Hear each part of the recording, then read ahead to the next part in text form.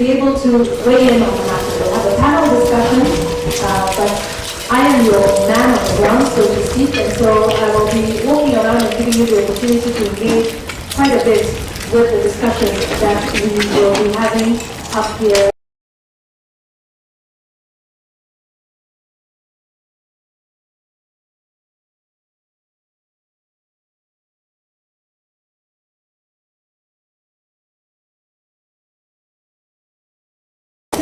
Where we should be headed, what it has done for them, what more we can do before we begin to then get into the book and get into some more understanding from various other perspectives, like employers, like government, and like institutions. And for that, let me invite my able moderator to come up here and introduce himself and his panel. Karibu sana. Let's give him a round of applause as he makes his way up. Thank you very much, Yvonne. Good morning, everybody. Good morning again. I know it's a really cold morning, but this is also, we're talking about the young people, so we have to be a bit warmed up. Chief guest, Honorable Zach Kinothia, who is not here, Mr. Ndolo, Executive Director, KPA. Hey, you've done a fantastic job. You can write. Fantastic, good job. Our able partners, our young people who are seated right there, you'll be hearing from them. All protocols observed, ladies and gentlemen. Once again, habari asubuhi. Good morning. Very good. I'm Jahazi David, Program Lead, Youth Engagement at the Mastercard Foundation. Very, very, very excited to be here because as a foundation, education is at the heart of everything we do. We know how it affects the young people. And today, as Yvonne has said, we'll have an opportunity to hear from the young people themselves. There's one thing KPA and Mastercard Foundation have in common. We believe in hearing the voice of the young people. And we say they're not just at the front, but their voices is also at the center of everything we do. And even in the Tvet sector, when we think about workforce development, reskilling young people, we know how important that is. And KPA has been an awesome partner, so we are happy to celebrate this momentous occasion as we launch this book. I'll be introducing the young people. Please, when I introduce them, it's a cold morning. Please let's just celebrate them, and then we'll be able to hear from them. Starting off with Davis Whiter. He's a life skills expert. Please join us on the stage, guys. Put your hands together for Davis. Very good. And then next we have Margaret, who is a gender expert. Margaret, our gender expert, is also here. Thank you very much, Margaret, for being here. And then Herman Givinji, who is a geospatial engineer. Can you imagine? From Cook Technical University of Kenya, and has also gone through KPA program himself, so will also be telling us a lot. And then finally we have Miriam Beatrice, who is currently serving at the Emerging Leaders Foundation under the leadership of Karen Wakoli.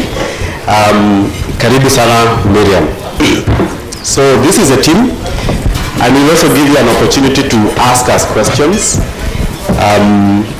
So I think we've had a very, a good reforms have started in the Tvet sector, and today we'll be celebrating the launch of a book, and this is actually a step in the right direction and adding to that momentum of seeing the Tvet reforms in the country and how that is supposed to impact the young people. So we will start with Herman. So Herman, please tell us briefly about yourself, and then I would want you to tell us, has Tvet been beneficial to you and your fellow youths in Kenya? So introduce yourself and just tell us how you think the Tvet sector has benefited you and the young people in the country. Karibu Herman. Thank you. Good morning. Sorry, Mike.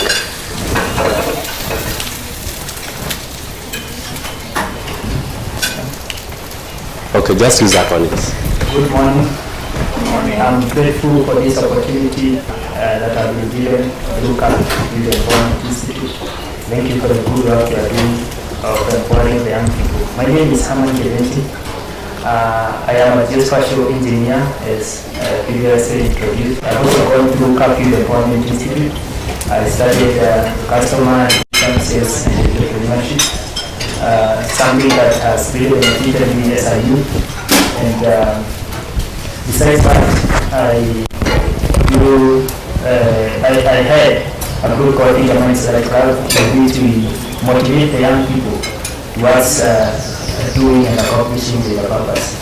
Now, to the question that I have been asked, whether Tvet or what I have learned in Tvet has helped me and helped others as youths in this country, I would say that Tvet has played a very great role in enhancing the livelihoods of young people in this country, and also has played a great role in increasing and improving the skills of young people for employment in the marketplace.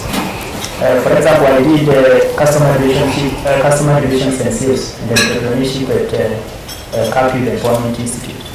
And through that, because mostly in my life I've been involved in entrepreneurship, the path that I have come, I have seen what I learned at Tvet Employment Institute gave me the skills and the abilities to move forward into the market. Okay. Others that we were with at Tvet Employment Institute, you could see them come up with a hotel and also come up with opportunities that not only empower their lives but also create employment opportunities for other people. Okay. So Tvet has empowered the youth and given them the skills that are adequate and are important in the current market that we are in. All right. Yes. Thank you very much, Herman, and thank you for being here. Fantastic. Davis, I'm coming to you. Introduce yourself, and then just tell us, do you think Tvet graduates feel competitive enough compared to graduates from universities? And I know you've also been an instructor in Rarieda, one of the Tvets in Rarieda. So just tell us your experience and how you think how competitive the Tvet graduates are compared to the graduates of universities. Thank you, Davis. Thank you, guys. Good morning. My name is Davis Witter. As I've been said, I major more on physics. And I would say generally the feeling of the youth in terms of their competitiveness, I think I have interacted with them for quite some time. Again, during my stay at Rarieda Training and Resource Center, among others. And of course, I realized that the feeling is so good that they are doing or rather pursuing technical courses. But there is one thing that is cultural, or rather I may call it a socio-cultural problem, where they feel the youth that undergo universities are far much greater than those that went through vocational training institutions or rather any other TVS institution. So the feeling that they are minor or inferior makes them not go beyond to pursue further education in vocational training. So as with my interaction with Tvet at Rarieda, I knew very well that there are those that you can really mold to become best in what they do. I'm really perplexed by some innovations that you have seen or witnessed, like there was this young guy, or rather a gentleman from Nairobi, who made some flexible chair. So those are some of the kind of competitiveness that you can get within the sector. But to answer the question, do they feel competitive? Some do, some don't, based on cultural beliefs. That because I remember when I was going through primary, high school, we used to be told that if you fail, you just go to this vocational institution here. So we grew up believing that these institutions are meant for the failures. So if somebody goes to an institution or vocational institution and becomes better, being innovative and creative and so on, they end up feeling like, oh no, I still don't do much. That individual went to the university and pursued probably social work like he did after a BA. Maybe somebody who did business management and so on. So personally, even during my stay at KPA when I was doing electrical and entrepreneurship, I knew very well that this course is going to help me. It did not deter me from going back to the university and doing community and social development. It didn't even stop me from going on ahead and pursuing project management with him. So I still believe all of us are best blessed when we have the passion and believe in what we want to do. Thank you very much. Wow, thank you, Davis, for bringing out that issue of the mindset and how our culture has actually contributed to the negative perception in the society, that the young people feel like when you go to the local Tvet or VTC, then you are a failure, which is actually not true. And thank you, Kapei, for being in the forefront of changing that perception. Thank you so much, Davis. Margaret, I know you have a lot of experience with the Tvet and your knowledge is vast. Please, just introduce yourself and tell us if you think the Tvet has a role to play in national development. Karibu, Margaret. Thank you very much, David, for that question. My name is Margaret Akini. I'm a budding gender specialist. For me, I think Tvet has a role to play in the national development, in that it also focuses on those young people who are not able to go to the university but have another alternative of getting the required practical skills that will enable them to venture into the labor market. For example, if my parents cannot afford to pay for me high school fees, I can be able to go to a Tvet institution. A good example would be maybe Dandora Technical Vocational Training, where I can get the skills, for example, if it is the skills for maybe hairdressing or automotive engineering or even construction, especially if a girl ventures into the construction sector. There is a perception that girls don't go into technical institutions because those jobs are not meant for them.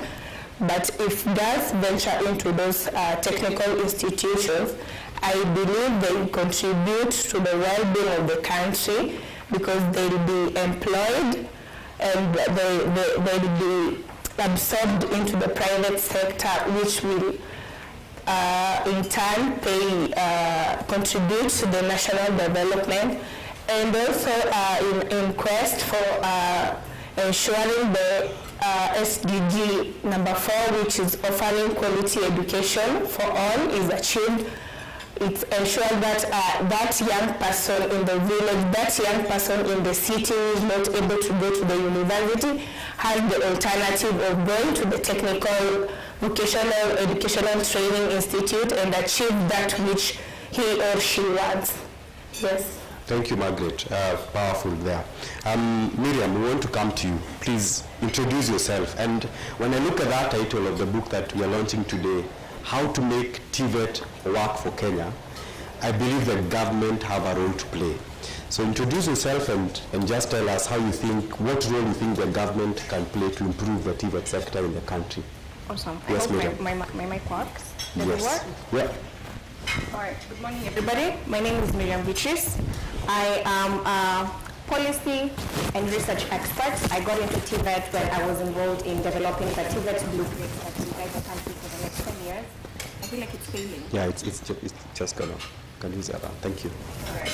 So again, good morning. My name is Miriam Beatrice. I am a policy and research expert, currently serving as the partnerships and research lead at Emerging Leaders Foundation.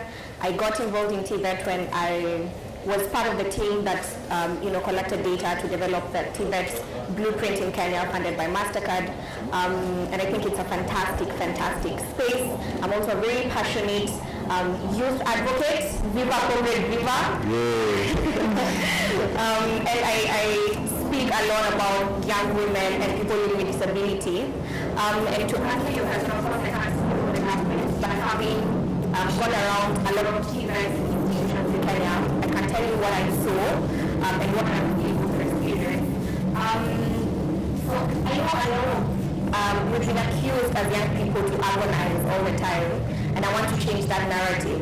Of course, the government has done quite a significant amount of things to actually boost the Tvet sector, not just government alone, state and non-state actors, which is very commendable. And I know out of the 290 sub-counties, I think 233 sub-counties have Tvet institutions. I believe the 57 that are remaining is just a matter of time. so kudos to the government. However, more still needs to be done, and I can just list a couple of things top of my head.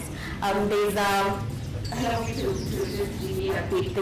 there's a project part of, and we're trying to, harmonize or identify the linkages between government policies across Africa.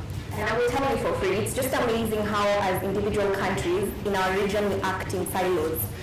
We act like Uganda is not our neighbor, Tanzania is not our neighbor. And I feel like the government across the region really needs to harmonize whatever it is we are teaching in our schools, because surely we are preparing the same workforce for the region. So just first of all, harmonize the regional cooperation in our neighborhoods, that is in East Africa and across Africa. I mean, we are one continent. It's about time everybody understood that. Number two, as a policy expert, I will tell you, we have amazing, beautifully crafted policies, but no one goes back to evaluate and monitor it actually works. I will give an example of gender, but I know we'll talk about gender later on. Yeah. And these things that are coming up, even the Tvet blueprint, for example, we should attach monitoring and evaluation, aspect to it. So just go back, and it should be very intentional from the government. Just go back and check whether things are happening, because it's the 21st century. A lot of things are changing. So just being intentional in going back and actually checking whether or not our policies are working. Again, congratulations. I was part of the launch for the communication strategy that will guide the Tvet sector. I mean, harmonization of communication within the Tvet sector, that's amazing. If we can keep the spirit, I mean, that's definitely the way to go. I know currently the government is trying to roll out, to 100% roll out the Tvet curriculum, which is fantastic. Again, more resources, more power, more effort towards implementing 100% of the Tvet curriculum. Again, fantastic. I could go on and on and on and on. Yeah. But I know other people have to talk. Lastly, I said my heart really goes out to people with disability. This is a bit radical, but I think it should work. We need to really reform our funding base, our funding system. There are a couple of Tvet institutions that are particular to people living with disability. I've been to Nyangoma, which is really great, and they're doing fantastic work, but we really need to reform and allocate a bit more resources to such institutions. And I hope, as long as I live, I will witness a Tvet institution particular to people living with disability, but particularly in the what is it called? I like the word, autism spectrum. We still don't have that in Kenya, and we really need significant amount of resources to. I know it's a whole umbrella under people living with disability, but there are people living with disability under people living with disability, if you know what I mean. So just being intentional and allocating more resources to touch particular institutions. So just redefining how we give resources as government gives resources, because I know there are people who need more and there are people who need a bit less. I mean, amongst other things, if I have a chance, of course, I'd love to talk more and more about this. Yeah, fantastic. Thank you, Miriam. I think you've articulated very good points here. And doing what I hear here, you have another book that you should write, especially that issue of coordinating and harmonizing the practices within the Tvet sector in the region. I mean, that's your next book. We can't even underestimate the power of what it means to have inclusivity within the Tvet sector. And monitoring, learning, and evaluation, very, very important. Thank you, Miriam. Coming back to you, Margaret.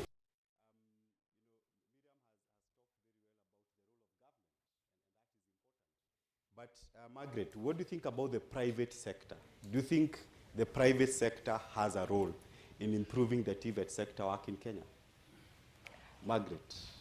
Yes, I believe the private sector has a role to play in Tvet sector. But I wanted to add something on what the role of government. Yes, please go ahead. So over time, we've been brought up thinking that Tvet is for the failures, Tvet is for the school leave-outs and dropouts. So it's high time we change our perception regarding that. I think the government needs to invest more in rebranding of the Tvet sector so that many young people take the personal initiative of knowing that this is what I want. For example, if it is, I'll keep on using this example. For example, if it is automotive engineering, yes, you know that this is what I want to do, and you go pursue it. And like the emphasis where when you tell your parent that for me I want to go and pursue automotive engineering, your parent will tell you that you must go to the university. And another perception is that the government really focuses on for example, importing of agricultural production, yet there are young people who have gone through Tvet sector and would really want to produce and venture into agricultural sector and must produce agricultural products and also add value chain to the agricultural products, which can in turn increase youth employment because this is an area which has not been exploited. So for me, I think the government really needs to look into its strategy to ensure that young people who are growing up not only have the chance to venture into Tvet areas, but also do the things that they really want to do by opening up mass opportunities for them. Awesome. Now, on to your question. Yes, on private sector. And Yes. thank you for those points on what the role of the government. Yes. Fantastic. Go ahead. Private sector. I believe the private sector has contributed a lot in the Tvet area, in being that it is the one that implements majority of the policies through provision of employment opportunities. In Kenya, it's about 63. The private sector employs about 63% of the population. So I believe that the private sector really has a great role to play. It also acts as the major stakeholder in implementing the Tvet curriculum, in that once the students have graduated from the Tvet institutions, they are the ones who absorb those students majorly. So they also help in holding the government accountable by ensuring the structures and both hardware and software are in place to ensure that young people are not left out in the national building. Yeah, Yes. I totally agree with you. And as Mastercard Foundation, we also believe in the power of the private sector and Yeah, the ability to actually create jobs and also mentor more young people, coach more young people, especially working with those who come from the Tvet sector. So thank you so much. Yvonne will be coming to questions soon, but yes, please add, yes. On what Margaret has just said. Yeah. We realize that a lot of Tvet institutions are being run by the private sector. And if you go to private institutions, you realize that most of them are more equipped. They have a lot of great infrastructure, equipment. For Yes. example, certain institutions that I know that I've ever interacted with. Yes. If you go to various courses, for example, plumbing, electrical, carpentry, you realize that they are well equipped with modern facility or modern equipment. So the role of private sector in Tvet is key because the kind of employees that they release, or the students, graduates that they release to the world, to even the government, quality is quality in them. Yeah. All right. However- Yes, yes. However, it has Just use failed that me. one, yeah. The first time I get to use these microphones and it fails. Anyway, All right. however, having said that, these people should be at the center during curriculum development because they know the trends, they understand what they want. I mean. Yeah, the young people have more actually than that. said, they have said nothing for us without Without us. In fact, nowadays they are telling us, design with us, but also invite us in the room. We also want to sit in the table and be part of it. And that's at the heart of meaningful youth engagement. And if you don't invite us, we'll bring our folding chair to the table. All right. Thank you so much. And we are happy that KPA is at the forefront of making sure that the voice of the young people is heard. I know you have a very powerful alumni network that has gone ahead to even to start a circle to just empower young people and ensure that access to finance is being dealt with when you graduate. I want to come back to Davis and Herman. There's this aspect that you touched on the issue of the perception that the young people have towards Tvet sector, and even by and large, the community itself. What do you think we can do to improve that perception? And kudos to Kenyans, because in the last 3 years, we've actually seen KCSE graduates who actually choose to go to the Tvet sector. And everyone was shocked when that happened. It means there's some positive progress, but I think we can do more. So coming to you, Herman, what do you think, briefly, because we need to go to Q&A, briefly, what do you think can be done for us to just improve that poor perception towards the Tvet sector? Yes. Thank you. I think you need the microphone, yes. Oh, yeah. Sure. Mine Sorry. is not, Yeah. not right. It's working. Okay. It's working. Go ahead. Okay. Thank you. Yeah, maybe articulate some, I know you took some chai. Some energy. Yeah, some energy. Thank you. So, coming to what you have asked, the Tvet has not been well received in our society. And as Margaret said, there is need for a lot of rebranding from our government and majorly also from the Tvet institution that are offering these courses and these skills to the youth. One is we see that Tvet has been taken as a course for the most disadvantaged students in the society. And me as a student, when I was graduating, I wouldn't have wanted to join a Tvet institution. I would have wanted to join a university, because in the society we hail more those people who have degrees than those who have certificate or artisan courses.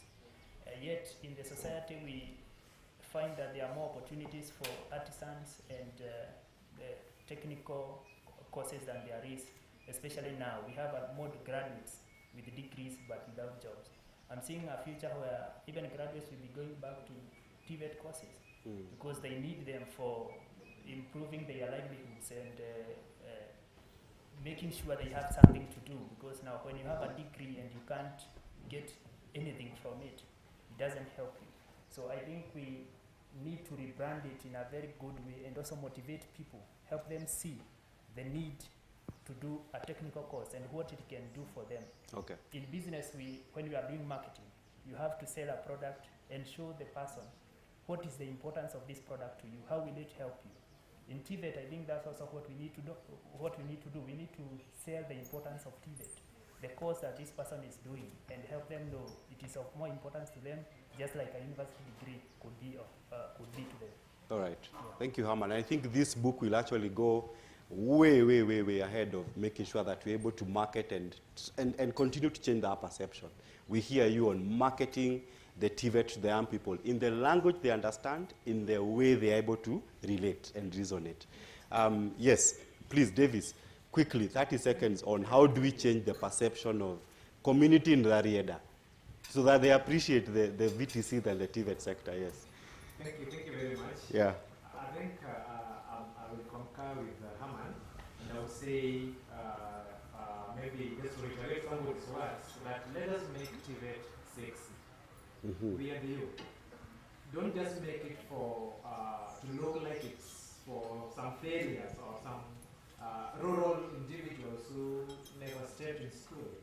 Make it attractive. Make it look like it's a higher learning institution.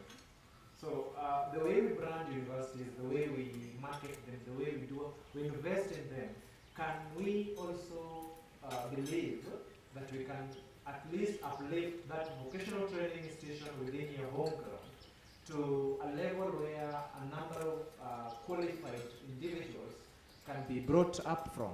Yeah. So to answer your question on how to change the perception, yes, or rather the community perspective on institutions being, or rather vocational institutions being centers for failures, This goes to all parents, caregivers, or rather the entire community. Let us believe that when our children go to these institutions, they are going to learn, just like those that we send to universities. They are going to earn papers, just like those that come from universities. They are going to gain skills, just like the ones that come from universities. So let us not undermine them. Let us invest in them. Let us support them. If it means buying tools for them, let us buy for them. If it means donating, the community donating to a vocational institution that is around, or rather within their communities, let us support them so that we can bridge the gaps between the universities and the vocational training institutions. That gap can be bridged by a paradigm shift within the communities. All right. Thank you. Thank you very much. I don't think we can finish this conversation without talking about female enrollment. You know, I believe, just like most of us believe, that if you empower a girl, you empower a community. If you empower a male, someone said you've only empowered one person, you know, and I know I can be chapward for that. But female enrollment in the Tvet sector has been a huge challenge, you know.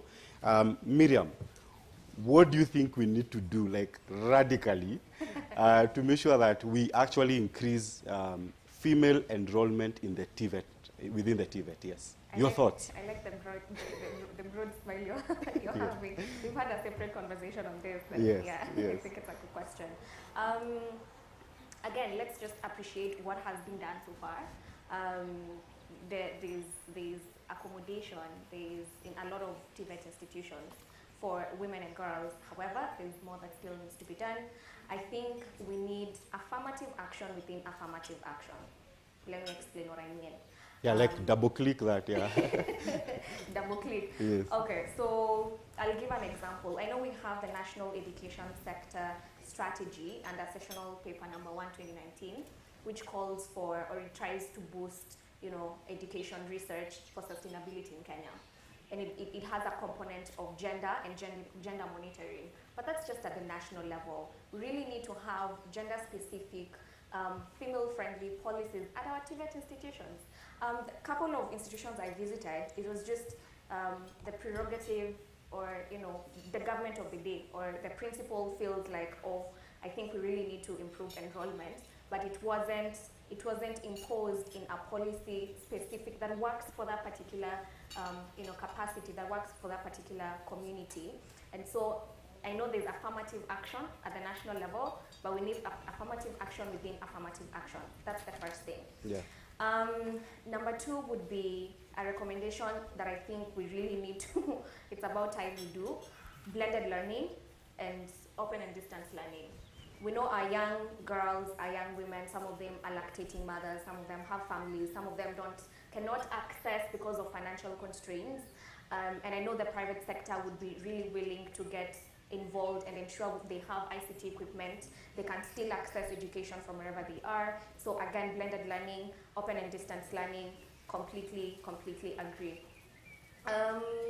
There's an aspect of representation, Okay. and I'll keep going back to, because you didn't ask this question and you should be asking every of your panel, not just gender, but people living with disability. Yes.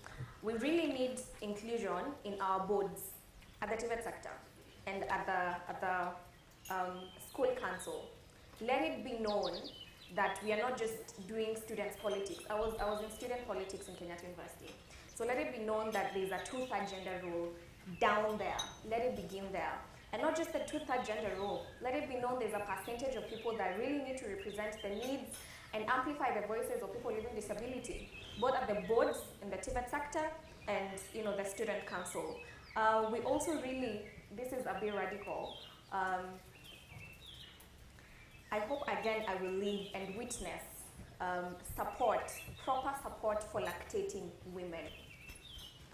It is never a crime to have a child and still want to go to school. I want to see a room or a space in every Tvet institution in this country that supports lactating women, where you can go to school, go lactate your child, and go back to class.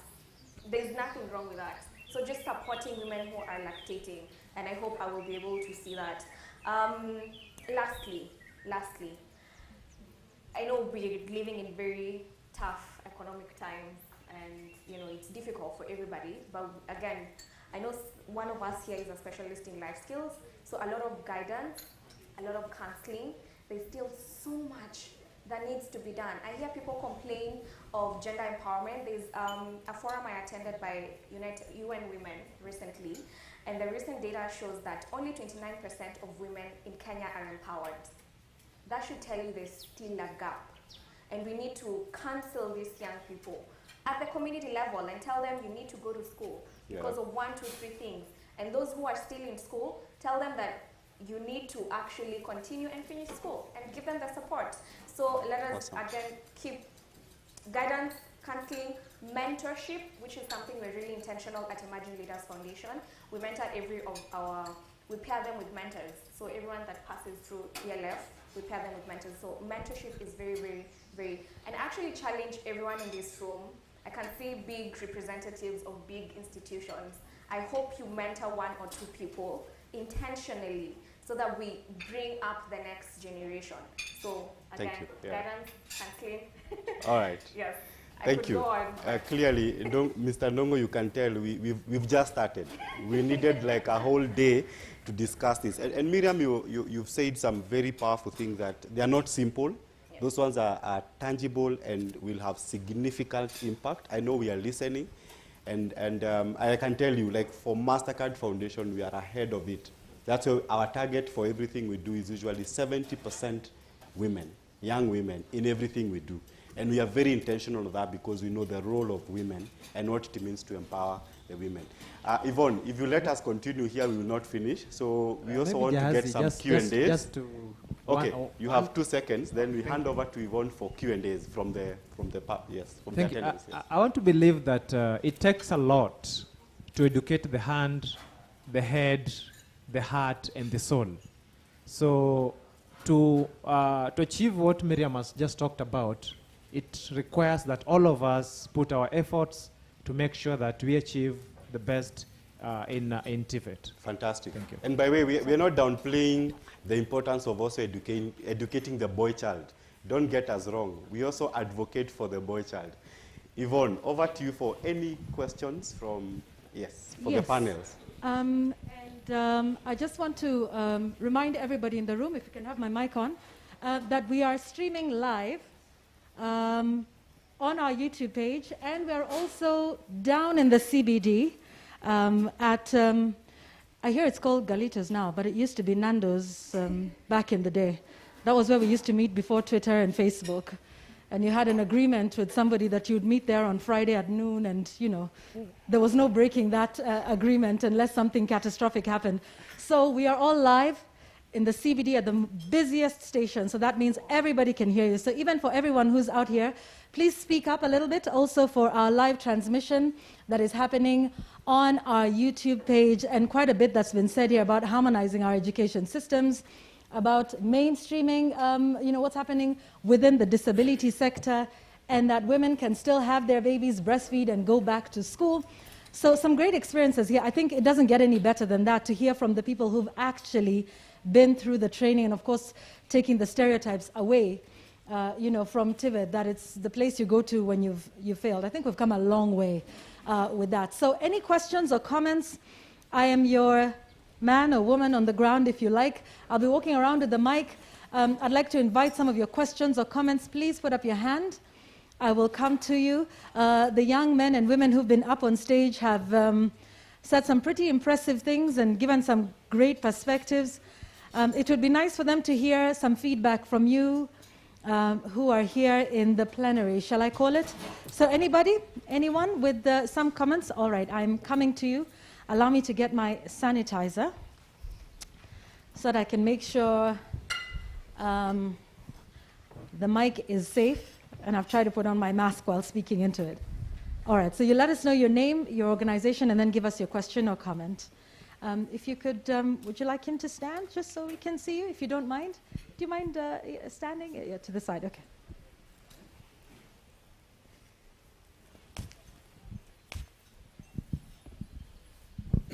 Thank you. I wanted just to make a point, which we have been using a word which I think we have moved away from. Failure. In competency-based education and training, there is nothing like failure.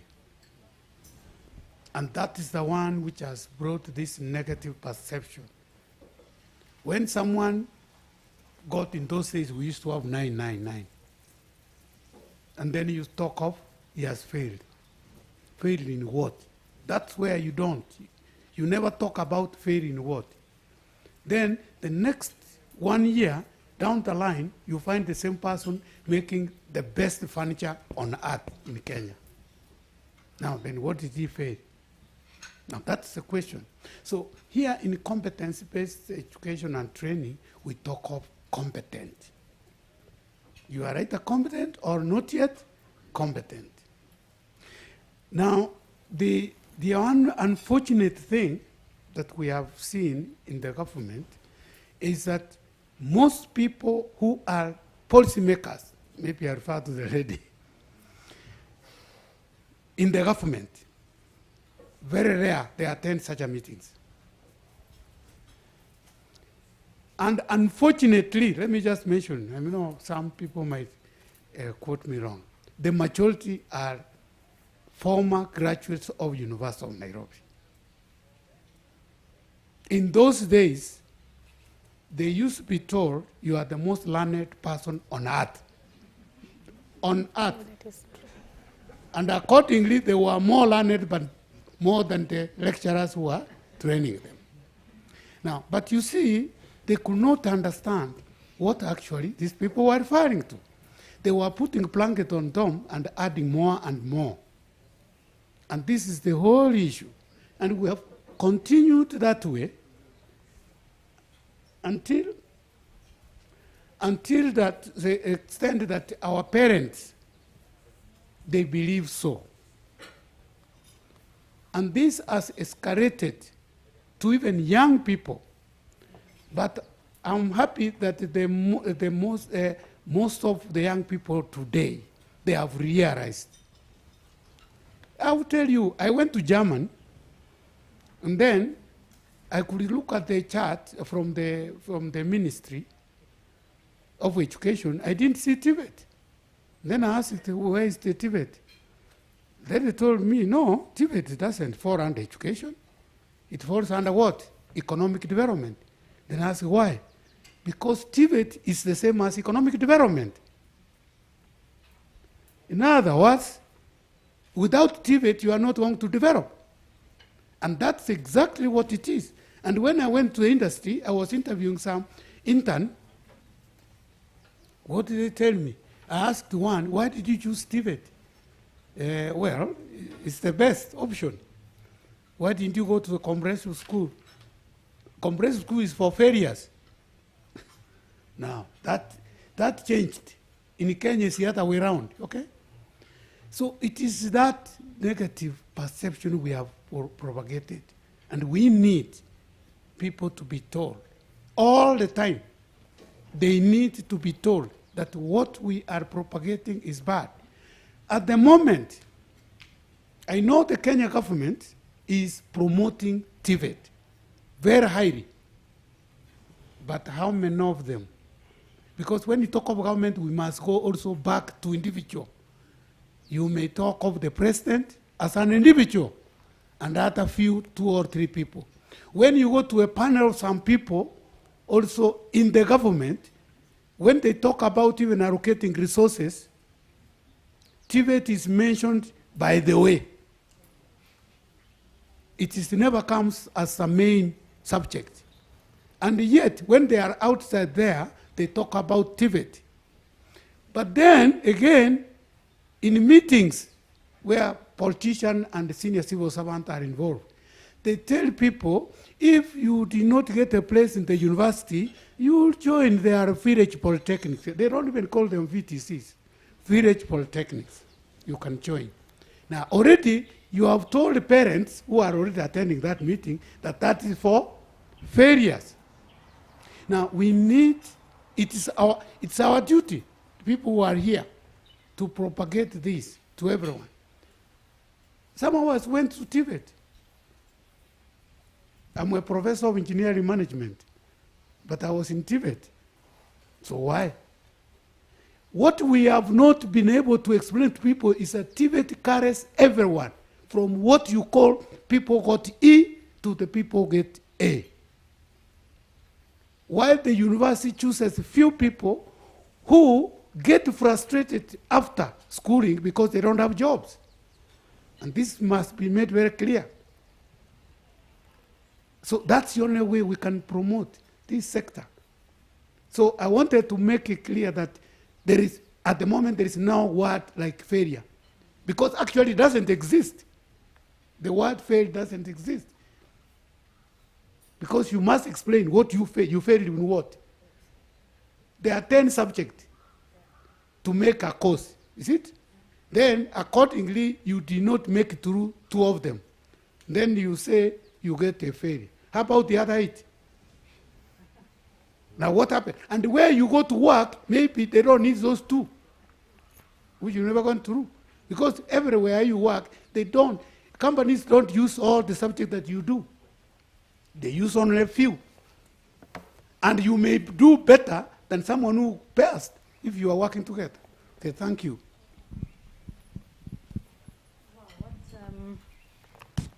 What interesting perspective we have on that. What is failure? And I think, like you said, in the language we use, if you don't make it to university, then you have the Tvet, as opposed to placing all of these options at the table for people to be able to select from. And I think just to sort of reiterate what you're saying, there's been a change. I think we're seeing in those numbers that I mentioned earlier, the placement has been done already this morning. And let me just give you some perspective. So we said 137,072 Kenyans have been selected for Tvet courses. And this is up against, get this, 128,073 for degree courses.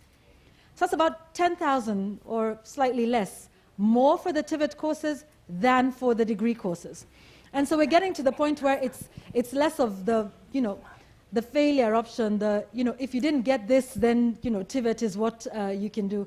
And thank you so much for the perspective on failure and what that means. We're all gifted in different things and different aspects, and so, like you said, we don't use all of the subjects that are required. So you do well in 8, not in 2. That's not a failure. That's just differently talented.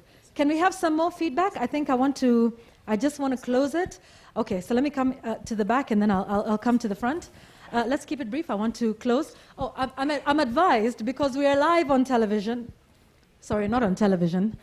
That's the work I do. But we are live on YouTube, and we are live in the streets of Nairobi. So I'd invite you to come up here to the front so that everybody who's watching us as well from the streets of Nairobi and on YouTube can get a chance to see who you are. Great, thank you very much, Yvonne. Good morning, everyone. My name is Ian Warrender. I'm with Colleges and Institutes Canada, and we're involved in a very comprehensive program to build capacity in Tvet, funded through Mastercard Foundation, the Young Africa Works Kenya project. I'd like to take a moment to tap into the expertise of the panel we have here today.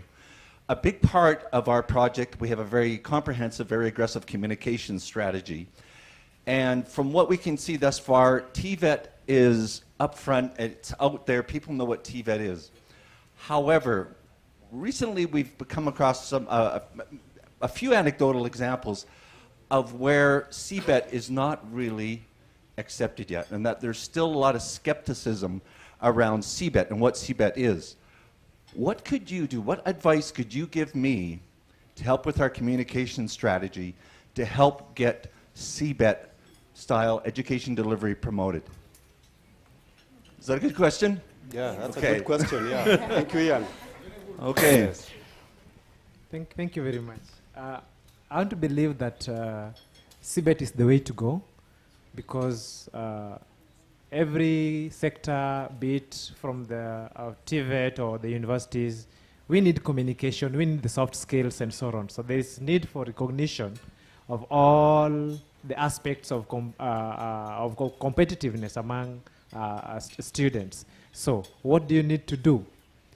There's need to ensure that, just like whoever is doing welding or electrical and so on, the said course is compulsory. So there's need for even the soft skills to be compulsory in all institutions of learning.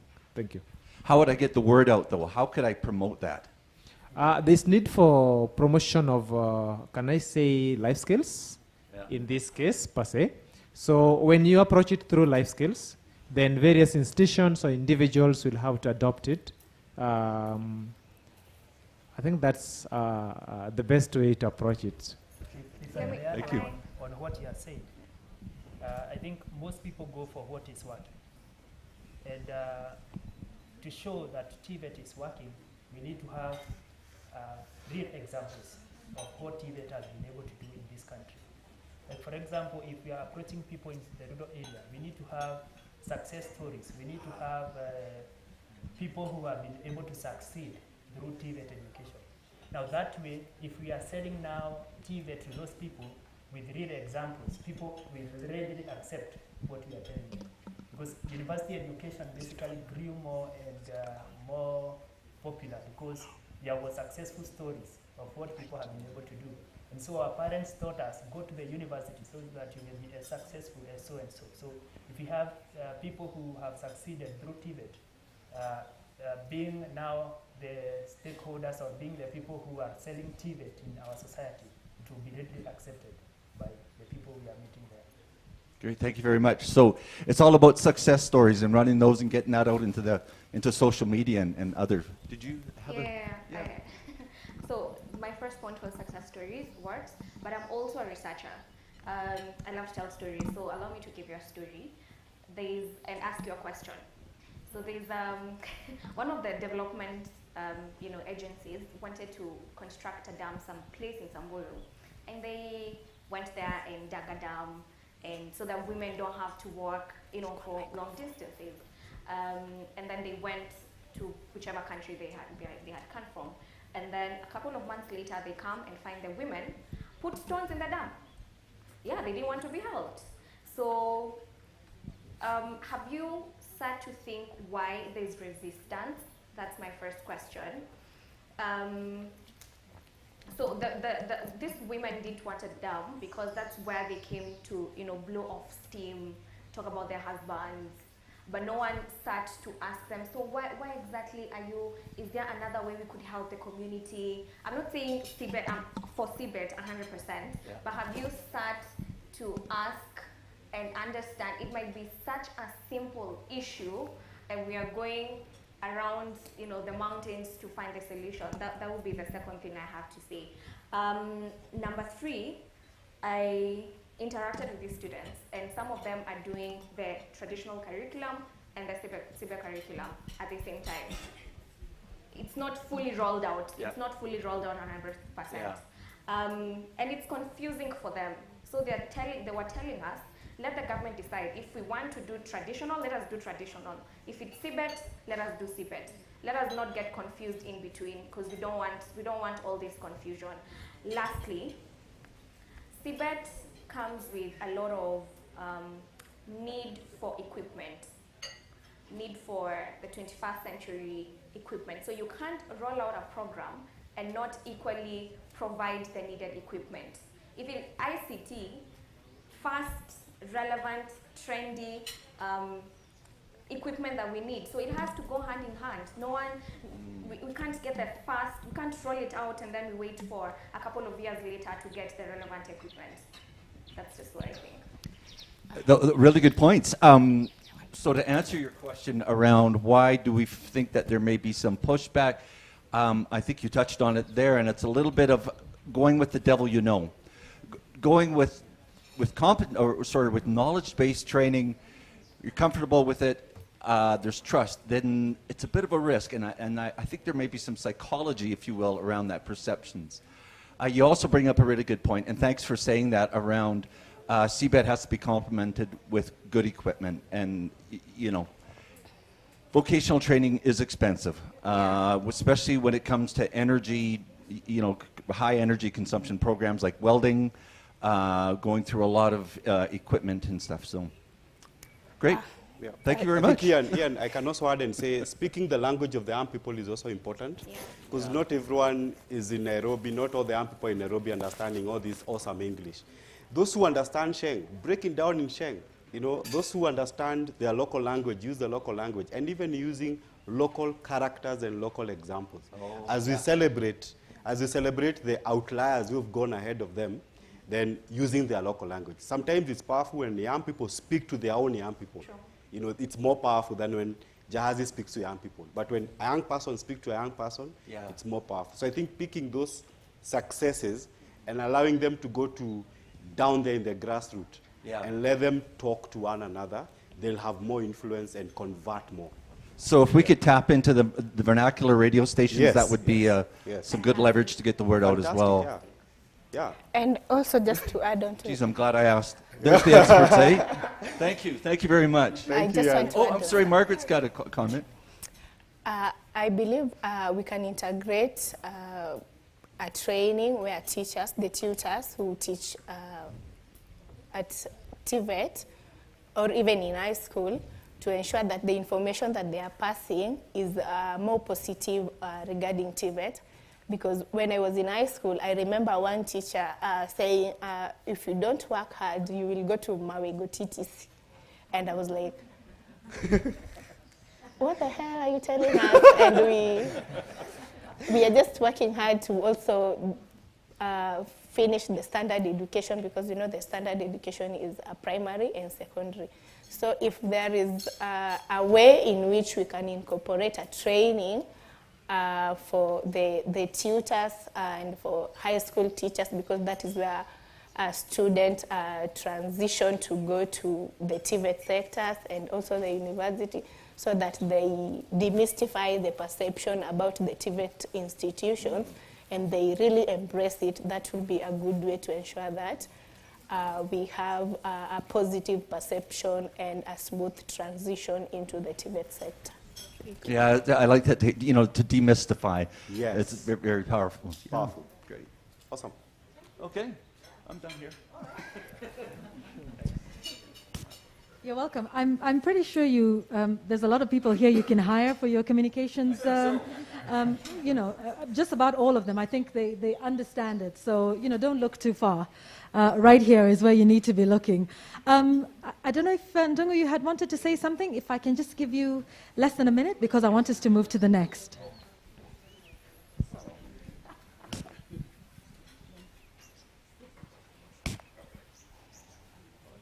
Thank you very much, Yvonne, and thank you to our panel for your contribution and provocation too. I want to provoke you now in return, if you allow me, by talking a little bit of politics. This time next year, the young people of this country will have decided, I hope, our new government. And by that, what I mean is that there is no politician who will win an election in this country, whether president to MCA and in between, if the youth say no. It's a fact. They know it also, by the way. Yeah. So I want to ask you two questions. The first question is, what are the 3 top things you would like to tell them to do for you, not for Kenya, for you as young people, in return for your vote? And the second question, the provocation here is, do you think young people have an obligation to join politics?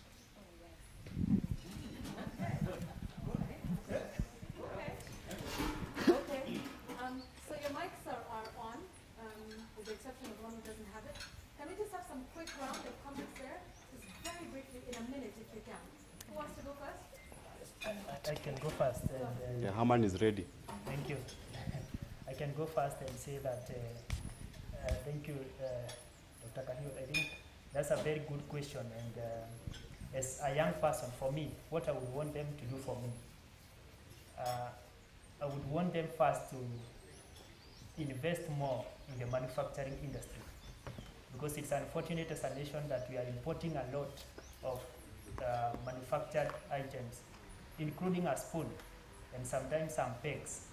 These things can be done here in Kenya and create job opportunities for us as youth. And if I may mention, I didn't mention that I scored an A in KCSE and had an opportunity to go to campus besides coming to KPA. And I can feel the pain that is being felt outside there by a lot of graduates who went to school and they have no opportunity to work anywhere. They are just trying to find where can I work, where can I work.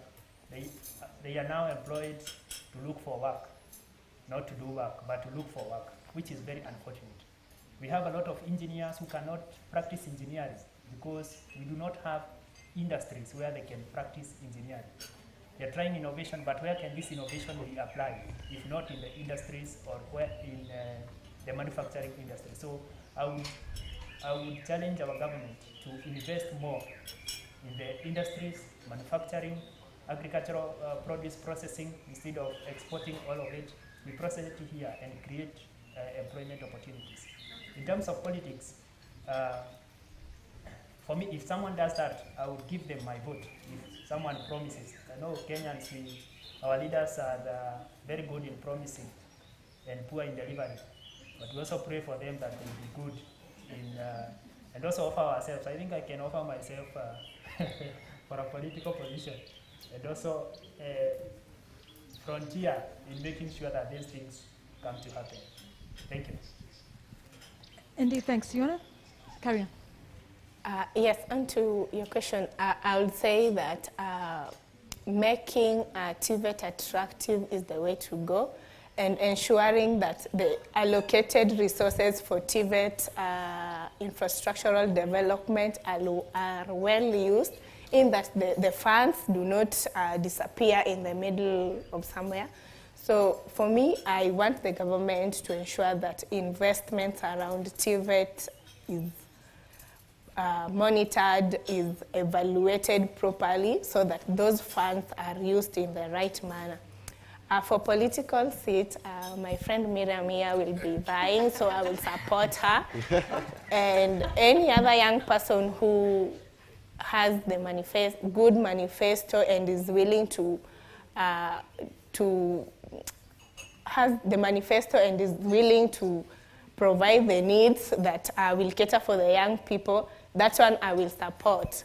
Anybody who promises things that are not working for the young people, for example, they say that, like this, I don't know, I really like using this example of kazi mtaani. It is just a handout job for the young people, maybe for 6 months, and then it disappears. It is not sustainable. It is not building onto the capacities of young people. So I'm looking onto things that will help the young people develop their capacities and make their needs and concerns addressed. Thank you. Thank you very much. As for me, I would go for education, number 1. Number 2, work, that is promoting local industries. And number 3, just ensuring that the youth prevail in a conducive environment that would ensure that their rights and welfare are taken care of. And as for politics, I was in politics in 2017, and I will be in politics in 2022. Good luck. Right. We wish you the best. Okay. Miriam. All right. I promise to be as diplomatic as I can and restrain myself. What do I want to see? The future is definitely digital. So ICT. Number 2, manufacturing. Young people need jobs. And number 3, health. Our youth are dying. Mental health, paying for insurance schemes. So those 3 things. And I hope moving forward, we will move to an ideological debate and not a tribal debate. I hope our young people are listening. Having said that, that is where my diplomatic medium ends.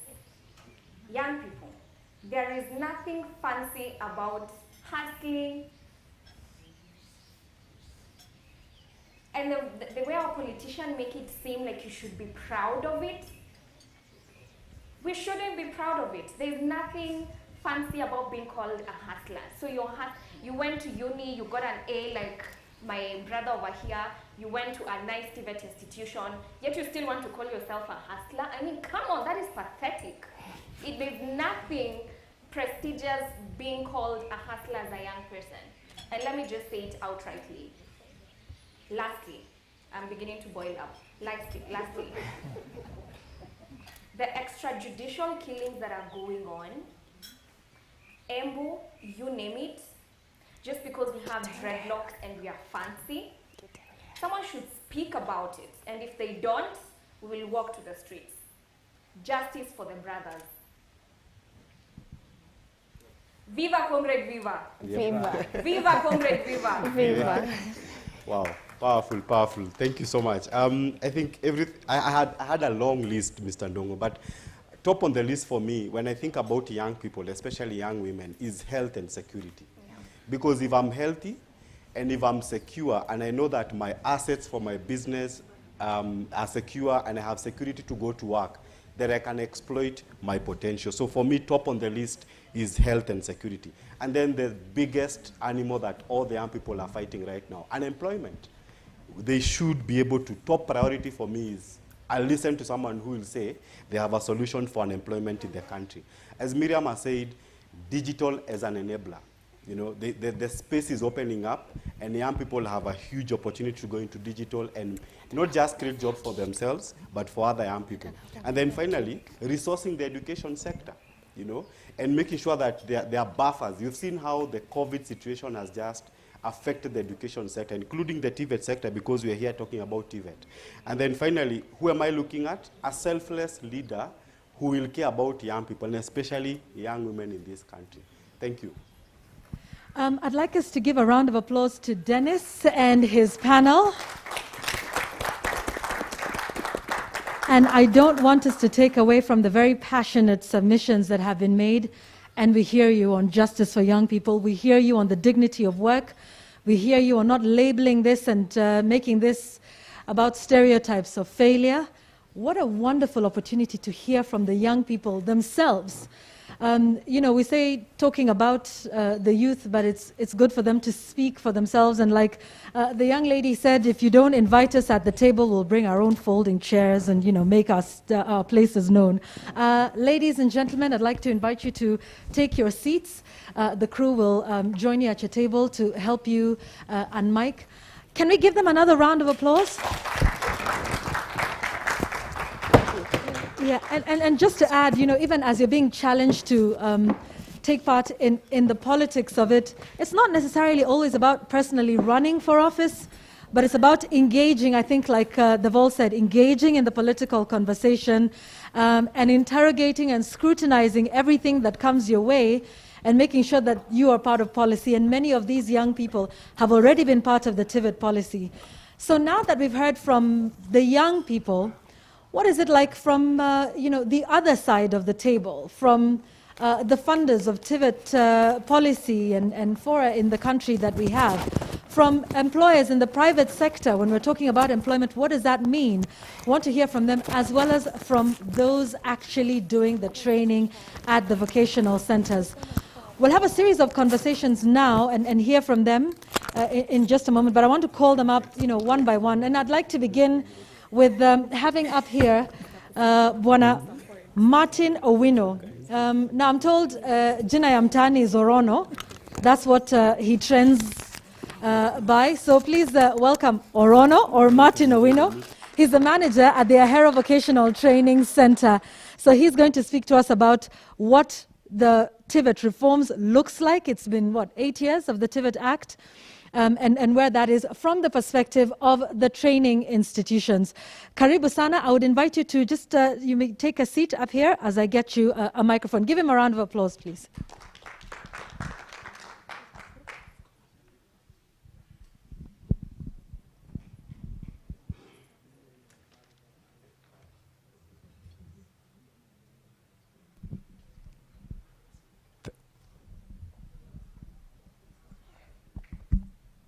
Thank you.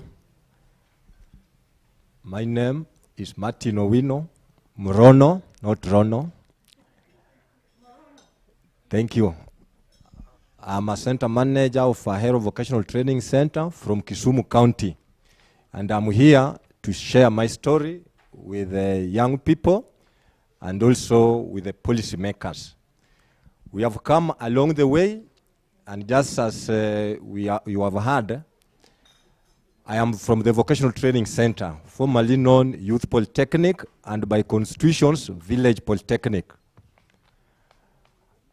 We have come a long way, I will just give a brief history where we have come from and where we are currently and where we intend to be.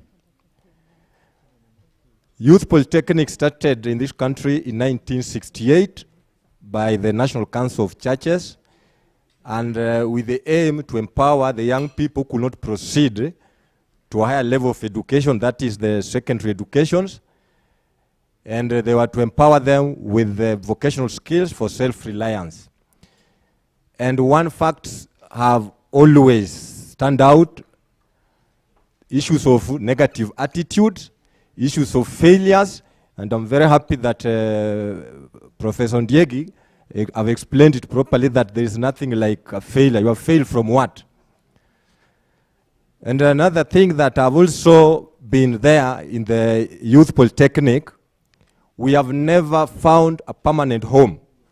We have been from ministry to ministry, Ministry of Social Service, Ministry of Labor, and by the year 2008, 2009, through the government of Mzee Kibaki, there was massive revival of the Youth Polytechnic under the Ministry of Youth Affairs and Sport.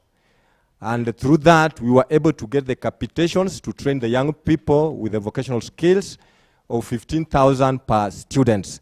And also, these institutions were able to be equipped with relevant tools and equipment to enable us to train these young people in relevant skills of their interest. And currently now, we are among the devolved functions of the county. But seated here, I am a Tvet person, inside out, back to front. I did not manage to go to university direct, but I started from a law, from the Tvet, and currently I've also gone through university education. But I want to share my experience, personal experience, and also my organization experience in partnership with the Kapia Youth Empowerment Institute. My personal experience: when I finished the college, I came to Nairobi here to look for a job. It was very hard to come by any job that I could do, but I ventured into business. I was doing very well into business, and approximately per day, I was in a position to make 2,000 per day. Wherever I go home to visit my parents, my father there's one issue always tell me, Nairobi unafanya nini? What are you doing in Nairobi? And I used to tell him, Nairobi nafanya jua kali. That word jua kali, he was really uncomfortable with. And he used to tell me, for you to succeed as a young man, you need to be employed by the government. You need to be employed by the government. It's when you will enjoy life. But by then, I had money. I could assist even my brothers. I could even assist my father. But because I was a Juakali guy, he still never believed in me. He still thought I'm really suffering. But now, I started also looking for a job so that I can fulfill that desire of my dad that has taken me to school, but I'm only in Juakali, I haven't gotten a job. And I tried applying here and there. I was very lucky to be shortlisted for an interview through the Ministry of Youth Affairs and Sport, and then I landed into a vocational training center in the year 2011 as an instructor. When I joined that institutions, I felt misplaced. I felt like I've been dumped there. And as the going goes that the village polytechnic, it is meant for academic dump site, for people who are not academically gifted. I also felt that the government has just dumped me there. And I contemplated of even leaving the job and come back to Nairobi to continue with my business, which to me was giving me very good returns, though my father had a problem with it, and that's why I was to get employment. In the year 2012, with encouragement, and I said, let me try to hold on and see what will come out of this employment. By the year 2012, I was very lucky that now I was promoted to be the center manager of Katito Vocational Training Center. And before the year ends, my first encounter with the Kapia Youth Empowerment Institute through a workshop. And this was my first time, as I told you, I was in business in Juakali. I had never been in a workshop, and I've never been in a very good hotel.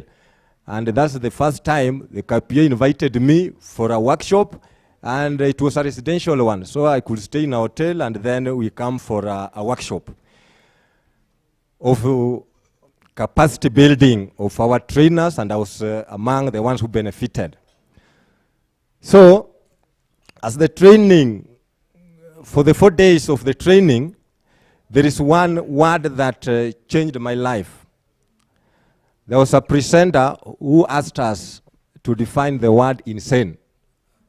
And I was a very vocal student in that class. I raised up my hand and said, insane is, you are mad in your mind. That's what insane means. Now people laughed, but now the facilitator went ahead to explain what an insane is. He was telling us that to be insane, it means if you keep on doing the same things again and again, using the same method, and expecting different results, then you are insane. And now, with that program of the KPA on capacity building, there are components that stood out for me. One is how do we fight the attitude, negative attitude toward the vocational training. Then second, how do we increase enrollment in our vocational training center? Then the third one, for sustainability of this enrollment, the resource mobilizations. How do we mobilize resources through partnership and collaborations? So these three components have kept me, and today they define me what I am today. And I've tried them, and they have done a tremendous job to me. And I'm very happy, I'm a proud product of the KPA. One, I'm able to fight that issues of attitude, and I can sit before you and be in a position to address you. When I was there as the manager, we were 4 of us from the government side who were employed by the government. Then we found some 6 staffs there who were employed by the Board of Governors. So we were 10. But our population in terms of enrollment, we only had 13 students, 10 male and 3 girls. And sometimes when I was seated there in the office as the center manager, I was wondering which kind of a job is this and what am I going to do? Because there time comes that we are here 10 staffs with no students. These students are absent, all of them.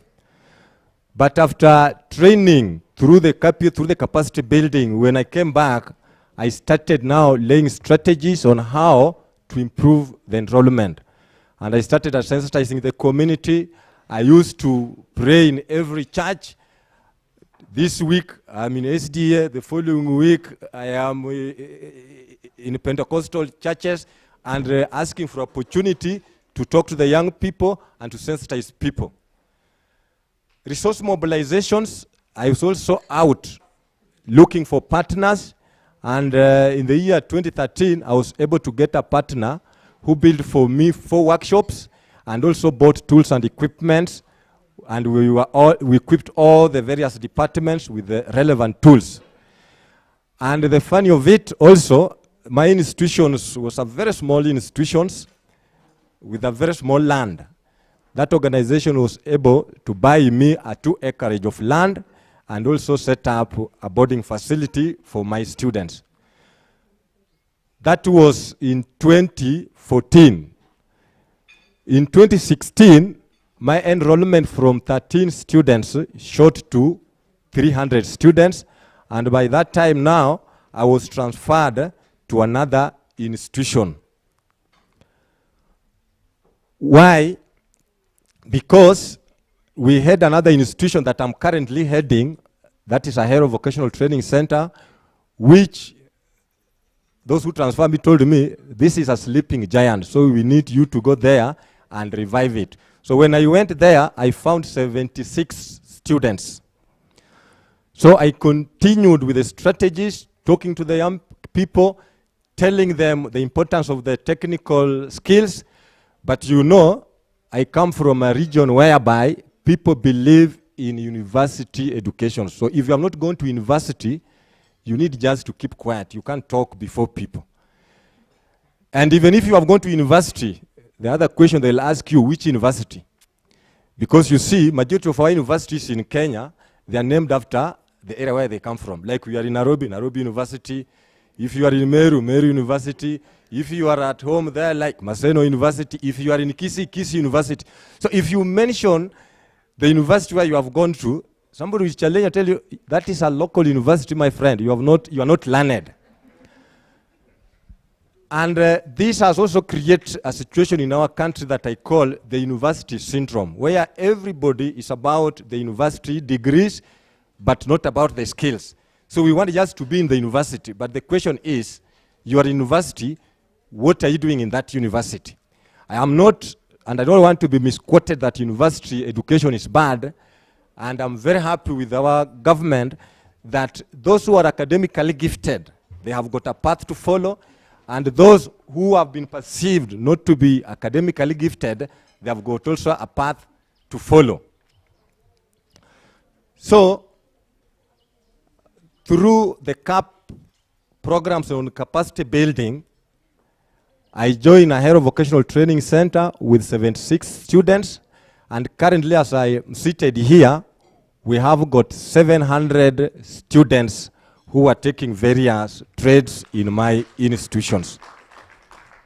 And even last year, our chief guest of today visited my institutions, and I wish he could be here. He could confirm to you what I'm saying. Through resource mobilizations training unit within the capacity building of the KPA, I've also embraced the spirit of partnership and collaborations, and currently I am having a partnership with the Mary University on greenhouse technology, and they have, we have set up a 30-meter greenhouse for horticulture students, and we are also planning to do field irrigations so that these young people get hands-on training. Through that also we have got industrial linkages and even research institutions who are also our partners, and they are mentoring our students, and they're also linking our students to the industry. And last year also, we held a capacity building training in Naivasha through the KPA, and we were coming up with the strategies on how to bring donors on board. How do we remobilize resources for our institutions? But when I went back, I realized through the government capitations of 15,000 shillings that we are being given to buy the training material for these young people, we realized that there's a lot of wastage. So what did I do? I talked to my students and I told them, we are training you for the industry, we are training you on hands-on. So I'm going to buy materials into your department, but I want you to build for me an office. And these students were able to come up with a design, and they were able to put up a very nice administration block with a very spacious office. And what I did, I invited the county government to come and see, because I've been advocating and pushing that all the projects of the county government in terms of building the ECD classrooms, building the workshop in the vocational training centers, be done by the young people from the vocational training centers. But I wanted to demonstrate to them that the noise I'm making, give us these tenders, it's doable by doing it. And I remember when I called the Board of Governors and told them we were putting up a admin block here. They were asking me, who is an engineer? I told them, the engineer are the students. But because we are working for the government and we are working with the government, we'll bring in the sub-county engineer just to give the technical advice. But this work, we're not going to contract it to any contractor. And I saw the board members having an issue of attitude and belief that really, will this student do a good job? And I told them, so they were telling me, no, we bring in somebody, but I was, if we bring in the contractor, we are not having money to pay that contractor. We are not having money for this project.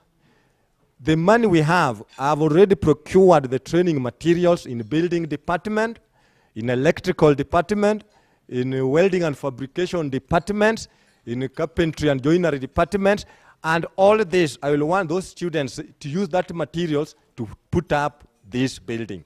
For me, I will get the building at the end of it, but the students will get the skill. If he's a builder, he will do the tiling, he will do the painting, he will do the bricklaying, he will implement these designs. For the electrical, they will do the installations. For the welding, they will do the welding for the windows and also do the fitting. And this is how I want to achieve this, because if I sit here and ask for the support for the government, it will take long before I realize this. So this is the approach I want to give. And they're saying, no, I think these students, with what we want, they will not be able to do a good job. With the design you are having, we don't believe if they will do a good job. We need a contractor. So I challenge the board that this design you are saying is very good. No contractor has done this for us. It is the students who have done it. So that's an indicator they can do. And again, if I don't give them a platform to do, I'm training them to do for who? They have to do it, and even if they make a mistake, let them do it, and we'll bring the sub-county engineer so that if there is a mistake, watch our bomoe, tena wajenge, and through that, they are getting the knowledge and the skill, and this is what I want to be done. And I thank God, my students were able to do a very wonderful job. It's only that I have not projected that, so that because seeing is believing, and when I invited the county government, it was a shock, and through that, our CC in charge of education is developing a cabinet paper so that it's approved that all the constructions be given to the vocational training center, Ahero and others, because we have demonstrated it can be done. The young people, we need to relook. People think that those who go to vocational training centers are failures. I am here to tell them that is not true. For me, these are young people with the extraordinary abilities that need to be nurtured and be assisted so that we drive the economy of our country. So, because of time, because I know with the Tvet, I can talk a lot, but I want just to summarize by saying this. We are at the verge of the fourth industrial revolutions. Now, the challenge or the takeaway home message is, how strategic is the Tvet sector placed?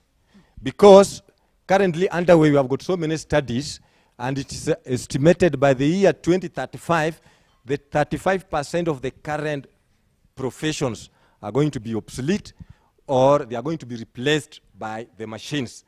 My message to the young people is, the only thing that cannot be done by the machine, it is art, artistical work. So if we embrace artistical work, then we are going to be very much relevant.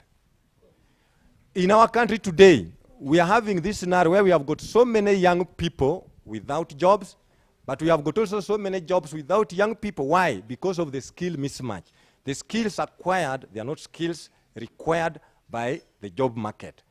So let us show our young people the way. They have got the power, they have got the energy, they are full of innovations. I want just to say this as I finish, and as also thank the KPA for capacity building me.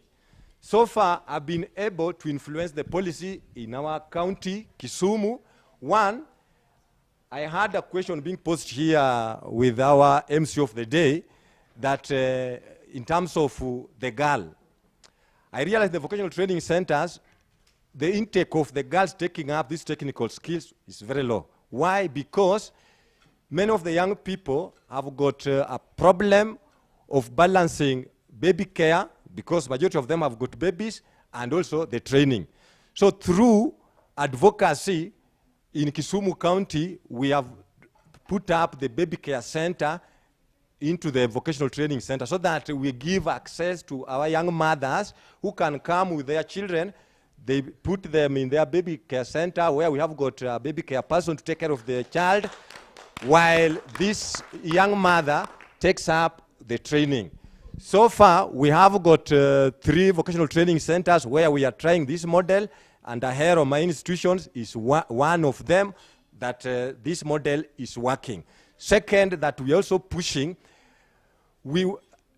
second that we have pushed and has also worked in our region, Kisumu, many young people, and because this is political era, they will always tell you, gonya, gonya. Gonya in our language means, untie me. But the question is, who have tied you? They are asking politicians, untie me, give me some money, because I've been listening to you now, give me some money. And we are telling the government, for us to avoid these gonya issues, untie me issues, by asking politicians to give us money, to give our young people money, we need to empower them through the vocational training.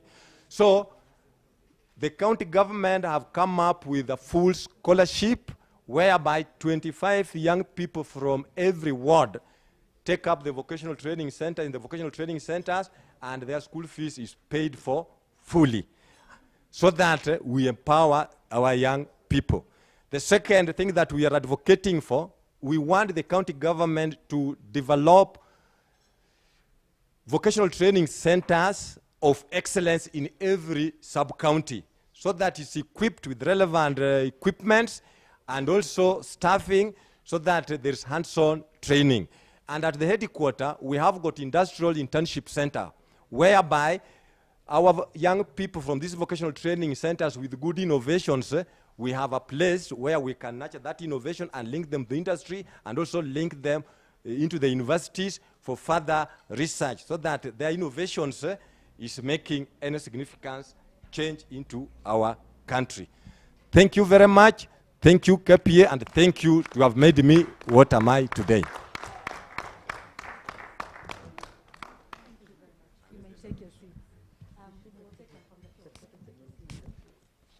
Can we give him another round of applause, please?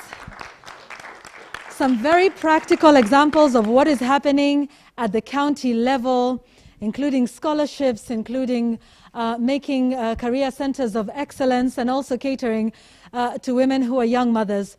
Ladies and gentlemen, at this point, I would like to recognize the presence of our chief guest. Please put your hands together for the Chief Administrative Secretary, Mr. Zach Yanuthia. We thank you so much for making the time for us today. We don't take it for granted, and we know we have champions in government, in the ministries, and so we know it's a busy day. Also on a day when, like we've said, we now know who's going to university, how many are going to the Tvet centers, and we've said already the ones going to Tvet are more than the ones who've been called to degree courses. And for all of the collaboration, for all of the work, all of the efforts that have been put in by the national government, we thank you very much, and we pray that we continue to work together towards reform, improving it, making it better, and we look forward to having you here speak with us, as well as launching the book, which is what we are here to do today. So how to make Tvet work in Kenya, that is what we are discussing here. So we've heard already from beneficiaries, right? We've heard from trainers at the vocational training centers. Perhaps now to hear a different perspective, before we get to the private sector, the employers themselves, let's hear from the funding agency. Ladies and gentlemen, please give a warm round of applause to Ms. Ivy Mwai from the Mastercard Foundation. And I might add that without the Mastercard Foundation, and of course the work that is being done by KPA, this book would not be possible. And for a lot of the work that is being done by KPA, the Mastercard Foundation has stood with us. Ivy? Thank you. Thank you. Honorable Zach Yanuthia, distinguished guests, good morning. Sometimes when you come up to the stage like this after such passionate speakers before you, and I do remember being at Martin's institution early last year. I don't know if you remember, we visited with a team to the Ahero VTC. Very impressed, so glad to hear of the progress that you've made. And then of course, Herman, Davis, Margaret, and Miriam Beatrice, who challenges me every time I hear you speak. Such a pleasure to have the young people sit here and give us their perspective, because as you heard earlier on from my colleagues, Jahazi, at the center of everything the foundation does is young people. So very happy to have you here with us today. So, ladies and gentlemen, oops, technical things happen all the time. My name is Ivy Mwai, and I am here representing the Mastercard Foundation, and I lead our work on education and skills here in Kenya. Let me tell you a little bit about the Mastercard Foundation before I proceed much further. Some of you may be hearing about it for the first time, and for others for whom it's not the first time, bear with me. We're a young foundation established in 2006 through the generosity of the Mastercard Corporation when it became a public company in New York. We were established in Canada as a foundation, and since 2009 we have focused our work on Africa and have since grown our presence here on the continent, in the last 2 years in particular, having opened about 7 offices around the continent, in Kenya, in Ethiopia, Uganda, Rwanda, Ghana, Nigeria, and Senegal. And most of our leadership is also based here in Africa now. We also maintain an 8th office in Toronto, Canada. Today, our work is unified around what we see as one of the greatest challenges and opportunities facing the continent today, and that is youth employment. I think I was touched by something very significant that David said, that young people are employed to look for work. So you can see how big a challenge it is. So it's heartening also to see this book come through today. And I want to congratulate Dongo, Professor Ondiek, where is he? Oh, he's there. And Nalini, who you will hear from in a short while later, for the incredible effort that they have put into creating what we truly believe offers the breadth of knowledge and depth of insight for all of us, especially in Tvet. And so, even as the book launches today, it's just the beginning. While the book is brimming with best practices, the value of this book lies not in what it says, but in what we do next with the information that we get from here. How will the various agencies use it? How will we as individuals interact with it and put it to work? What we do next to ensure that all young people, especially young women, have access to training that they can turn into dignified livelihoods, skills that they can parlay into income, so they're not spending their time looking for work, but actually practicing and using their skills to develop what they can do best. And in Kenya, we've heard, and we shall continue to hear, that Tvet has a key role in envisioning this vision. So 3 years ago, the Mastercard Foundation launched Young Africa Works, which is our organizational strategy, which aims to build and enable 30 million young Africans, particularly young women. You heard Jahazi mention to us 70%, to access dignified and fulfilling work over the next decade. In Kenya in particular, our goal is to enable 5 million young people access dignified and fulfilling work. When we were launching Young Africa Works, it became very clear through our conversations with multiple stakeholders, and many of them being young people, that Tvet would need to be a key area of focus. In fact, Kenya's Vision 2030 places special demands on Tvet as the leading engine that will produce adequate levels of middle-level manpower needed to drive the economy towards the attainment of this vision. I think you heard earlier when Professor spoke, when he mentioned about economic development cannot happen without training young people. So it became one of our priorities. And in Kenya, we have 3 areas of focus. Improving the quality of education and vocational training so that young people are equipped with the skills that employers need. We also are leveraging technology to connect employers and job seekers. And thirdly, enabling entrepreneurs and small businesses to expand through access to finance, to financial services. In all this, the Mastercard Foundation sees enormous value in building and sharing evidence that works. publications like How to Make Tvet Work for Kenya will provide guidelines and can serve as toolkits for greater impact. True collaboration lies in sharing evidence that supports policy. It's important to identify models and approaches that work and that can be taken to scale and are aligned with existing strategies. I think Miriam reminded us about harmonization and how there needs to be a collaboration and harmonization not only in Kenya but also across the region and perhaps globally. The Mastercard Foundation's investment in the Tvet space includes several partnerships and programs. So please allow me to highlight just a few. The first one, and one that brings us here today, is our partnership with CAP Empowerment, Youth Empowerment Institute on the BEST model. But we started prior to that on the Learn, Earn and Save. So we've been in partnership for a bit now.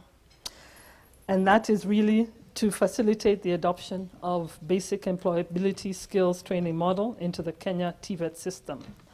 And this includes ensuring young men and young women acquire life and market relevant skills.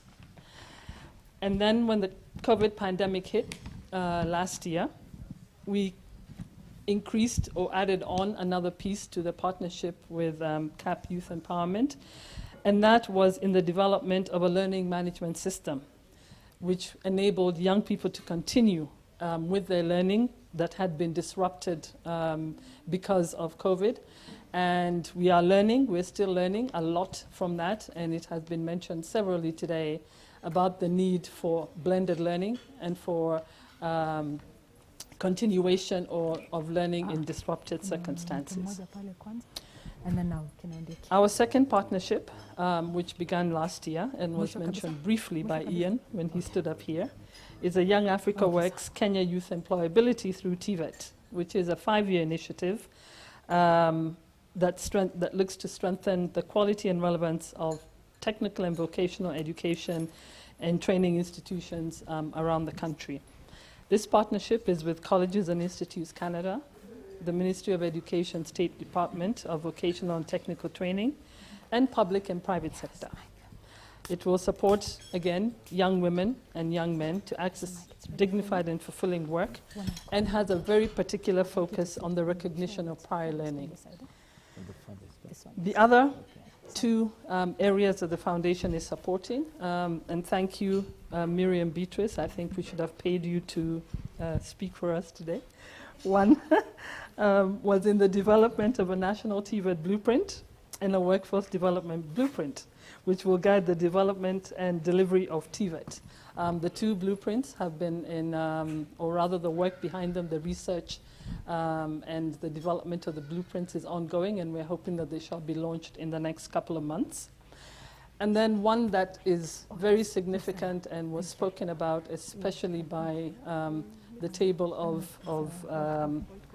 of Miriam, Margaret, Davis, and Herman, which is on the launch of the National Advocacy and Communication Strategy, which in collaboration with GIZ, we supported the development of, and that was launched last month.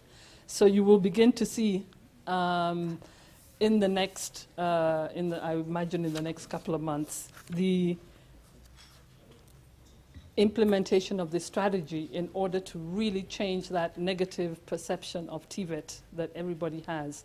What sorts of strategies will be employed in the school system, in the high school system, to start encouraging young people when they're in high school, to tell the success stories, to demonstrate the skills, as Martin so passionately put forward.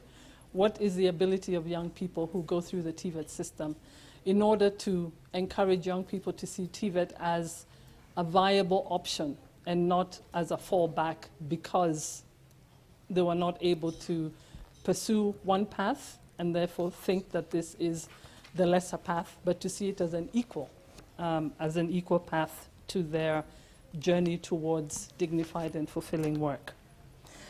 So, ladies and gentlemen, at the Mastercard Foundation, we hope for a world where young people are included and are thriving. And a lot of that is in how we listen. My colleague Jahazi has been doing a lot of work in the youth engagement sector, making sure that we engage with the young people that we would like to see support for. How do we listen to what they're telling us? How do we make sure that the agency and the energy and the enthusiasm of young people does not get left behind? And that includes young women and young people living with disability and refugee communities in the countries where we are. So the inclusion is complete to make sure that we are looking at all young people that we can touch in various ways. We look for a world where everyone has the opportunity to learn and prosper. And initiatives such as how to make Tvet work for Kenya, we hope to catalyze a series of events that will lead to a future where young people are driving transformative change, where young men and young women are fulfilling their full potential. Thank you very much, ladies and gentlemen. Thank you very, very much, Ivy, and for also detailing the work that the Mastercard Foundation has done in the country with respect to Tvet and empowering young men and women in this country gain basic employability skills and working with the various institutions and organizations in the country. So once again, let's give Ivy another round of applause from the Mastercard Foundation. And for those of you who are here with us physically, you know, the copy of the book is already here. I know we're going to launch it, but you know, if you want to sort of take a sneak peek, it is here. And for those of you who are joining us live on YouTube, you can get a sample of the book at kaziskills.co.ke.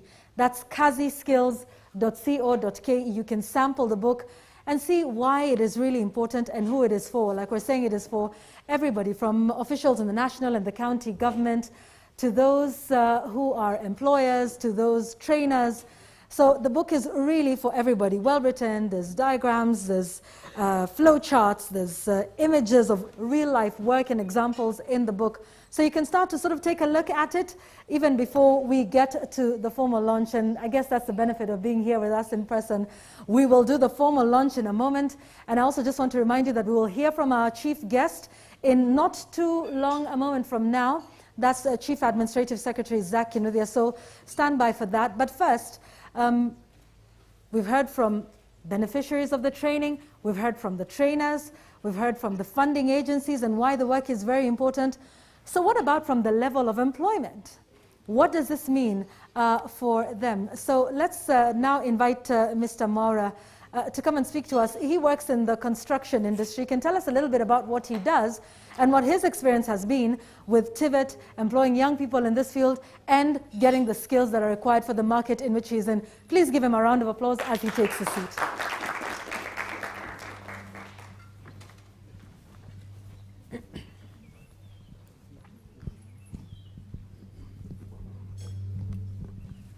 Thank you. Thank you. It's on. Thank you, Ivy. Our chief guest today, Hon Zach Kinuthia. Ladies and gentlemen, I don't know whether it's still afternoon or morning. So how are you guys? My name's Kuria Mwaura for Sirac Beldash, and working closely with Kapie and as a representative of employers and also fellow employers. So I would like maybe to talk about two or three items, whereby one is the involvement of private sectors during the curriculum development.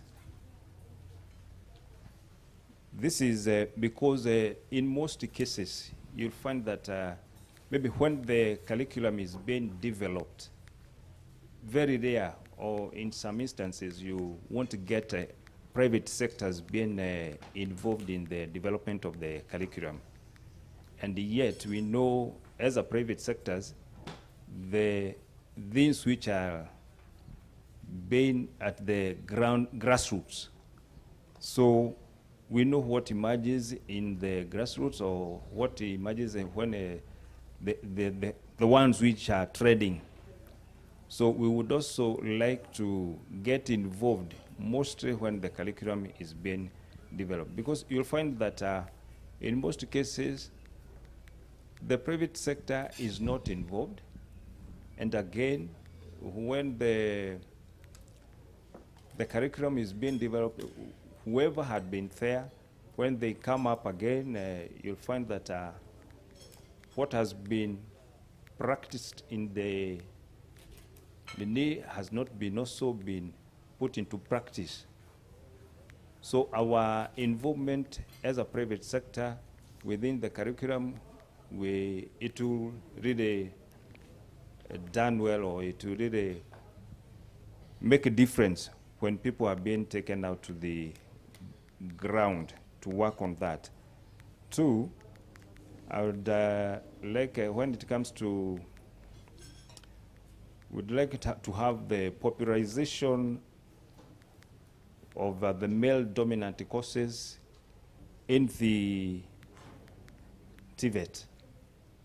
Because some of these things you'll find when you walk around within the Tvet colleges, there are most of the courses, and especially the technical courses, they are male-dominated.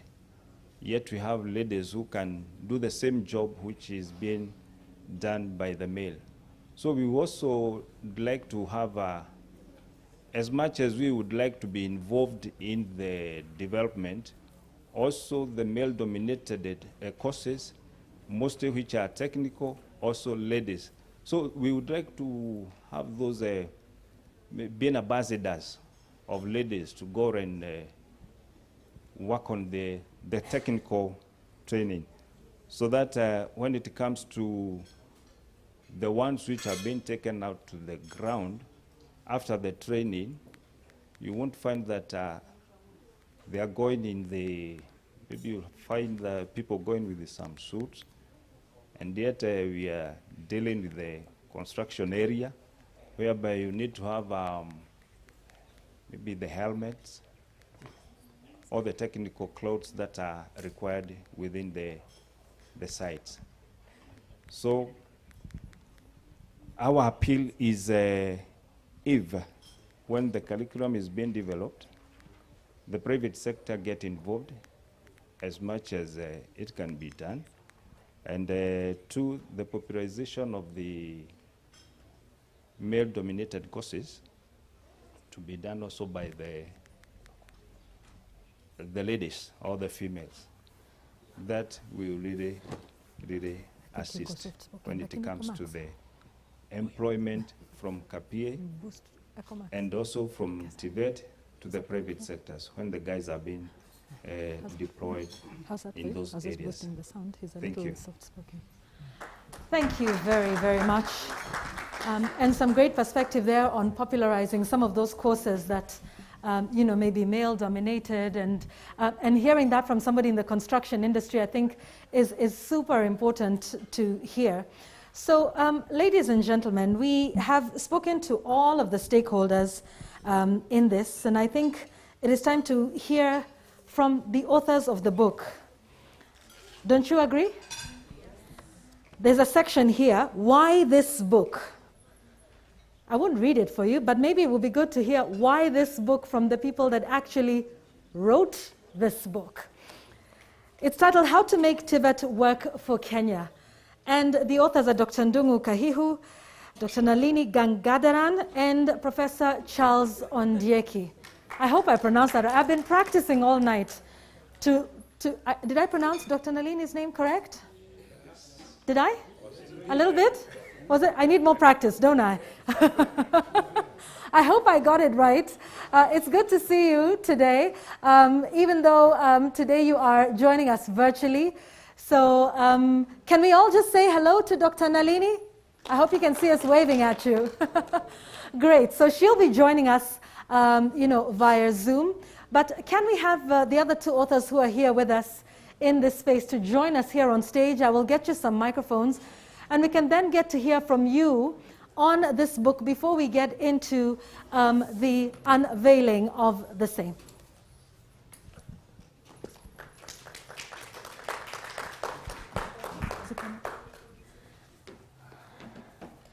And like I said, don't worry, we've left the chief guest for last. Hatuja kusahau, Mheshimiwa. So let's hear about the book, and then we can hear your remarks on the same. These are sanitized, so here they are for you. You can go ahead. Did we give them a better round of applause as the authors of the book? The reason we're here today? Fantastic. Thank you. Let's go for it.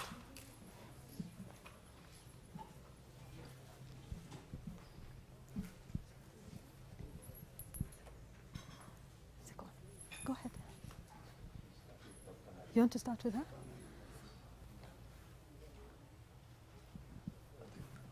So,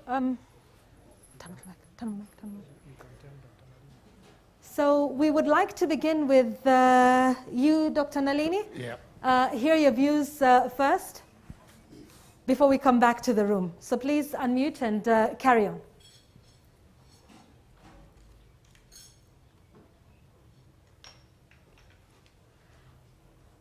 Hang on 1 second.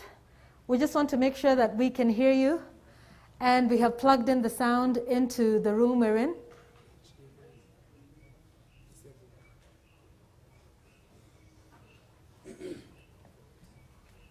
One of the things I heard the young people talking about was also embracing digital options that are there in the digital economies. I know you're looking at me, and yes, we are.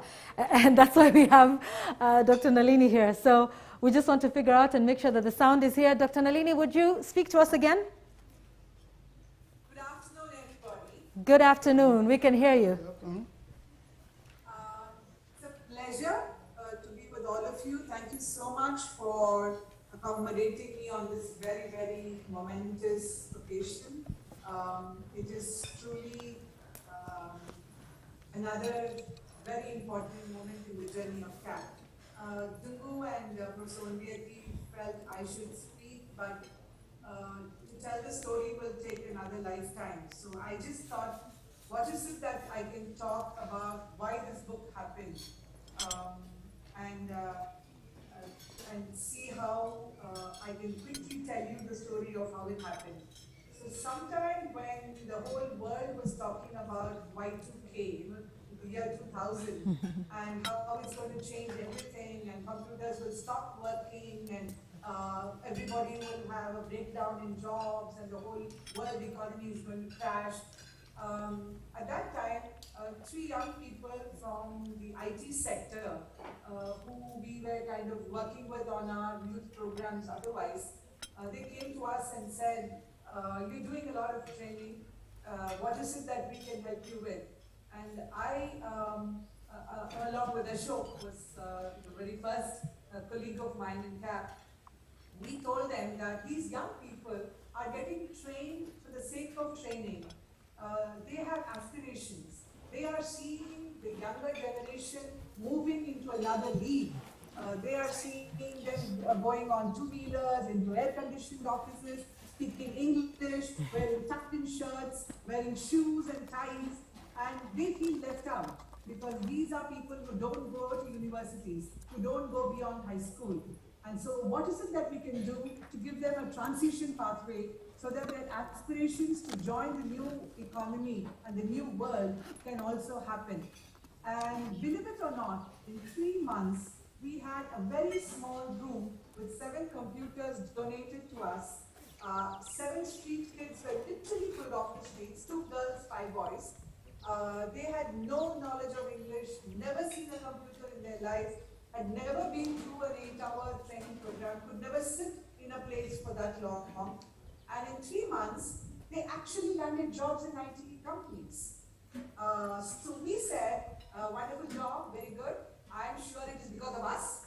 It is because of the excellent teacher and because these are exceptional kids.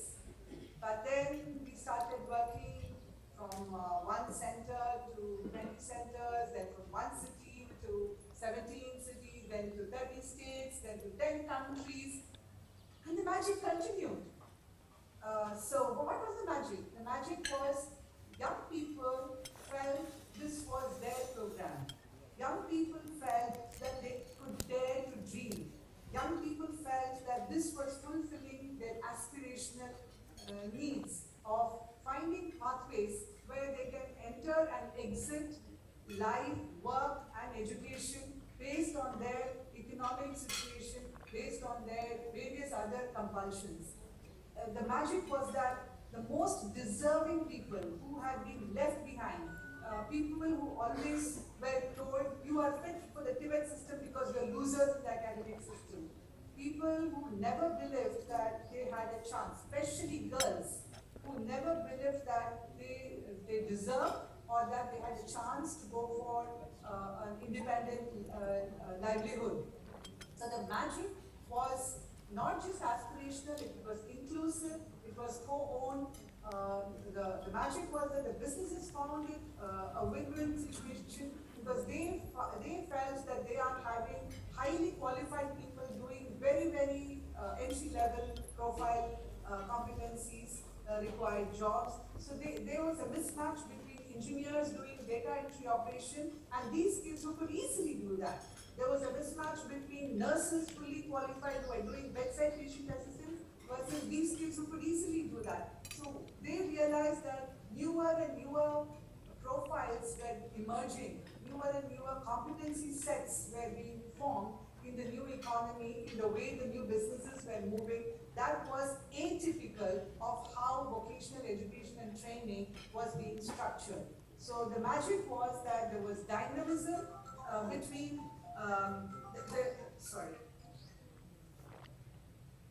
there was dynamism between how the businesses interacted with the young people and vice versa. And the magic was the families started respecting these young people. Whereas they were earlier disregarded and normally cursed, saying that you are a curse to this family, you are a waste, the girl is a burden, they started respecting them as decision makers in the family because they started becoming, in most cases, a very significant breadwinner in the family. It became very important for governments because these are vote banks, let's accept it. If these young people are happy and if they can create more and more programs that will allow them to assimilate into the economy, that's good for any government. So it was, the magic was that it was a win-win situation for everybody. It was no longer us. The whole construct that we had discovered was just blown to pieces. It was the young people, it was the businesses, and it was the Tvet system that was making the magic happen. And so we felt that whether it was in India, where we started, but where in Hanoi, in Vietnam, where hardcore street kids were pulled out of crime and drugs to get into very, very decent jobs, or in Somalia, where the cafe team went and delivered a phenomenal program, or in Egypt during the rising, or in South Sudan, right through the revolution, or in Sudan, or in Tanzania, whichever place we went to, Indonesia, Philippines, Sri Lanka, in the middle of LGT conflict, we felt that, especially where young people were marginalized, young girls and young boys were finding it difficult to fit into a changing new world. Sorry? This program gave them hope, gave them opportunity, and gave them clear transitional pathways to go in and out of the pop and bluebells, as we say, between education, life, and work, and still hold their head high and still dare to dream. So that was the magic. And then we said, There's let's a way, deconstruct the and magic. his communication team would know to send an invite and formally including the footage to the desk, and then the desk is the one that makes a consideration on coverage. That's when we came out with the 9-step model. So Kiru is better placed because he sits on the desk. If you can send him just a notification or brief something on WhatsApp, then he can forward it to the desk, and then it is given consideration for coverage. So it's a bit of a process where an editorial desk sits. Not just Kenya. So the entrepreneurship component of the program has been a pure Kenyanization of that model. Yeah, in Kitengela. Okay. The entrepreneurship All right. mentoring, the sectoral committees. There has been such a wonderful localization in the African context. Somebody in the morning panel said that you have Okay, to so if speak the local Kivuli language. has, You have to speak it in the way that the young check if people Kivuli has talked to the desk, walk the talk. at least inform them, even if he was doing something else. I'm sure he would have informed the desk that there's this other story. And then they would even find a way of getting the footage from KNA if they have to. The localization of that model. Yeah, that would be the best way, especially someone who sits on the desk and does stories every day. We are very, very proud that of all the 10 countries that we have worked, all right, thanks. the system's response has been the highest, the most scale, and the most speed scaling and sustainability that we can see has been in the Tvet system in Kenya.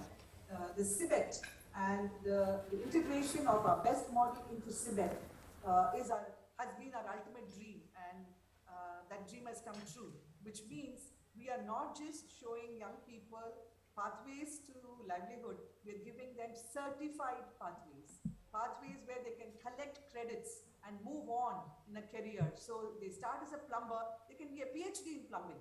They can start as a tailor, they can become a PhD in garment manufacturing. So it is very aspirational, but it is accredited, it is certified, it is authorized. And so we are very, very grateful to the Tvet system in Kenya, especially the authorities as well as the Tvet framework, because that has given legitimacy, that has given a certain credency to the whole effort of these young people, these businesses, and all the providers. The word, from the word go, it has been young people who have been driving us. And we are very happy that we continue to stay young because of them. We continue to dream because of them. And as they have challenged us more and more, we have tried to respond in more innovative ways. And the book talks about that magic. The book talks about what are the results that are possible out of that magic, so that whether it's the business, whether it is the government, or whether it is anybody working with young people, they will see what this model is all about and how it can be integrated. It doesn't require a CAP foundation to do this model. Now this model can be picked up and worked by anybody. And so we felt that it's not going to be possible for one organization to cater to this huge demand, both from the side of the young people and the businesses and the Tvet system. So we decided to let it go. And this book is a culmination of the results that we have seen young people deliver. And this is a story to glorify, to celebrate, and to salute those young people who have made it such a momentous journey for us. And I'm sure it's going to continue. Thank you very much.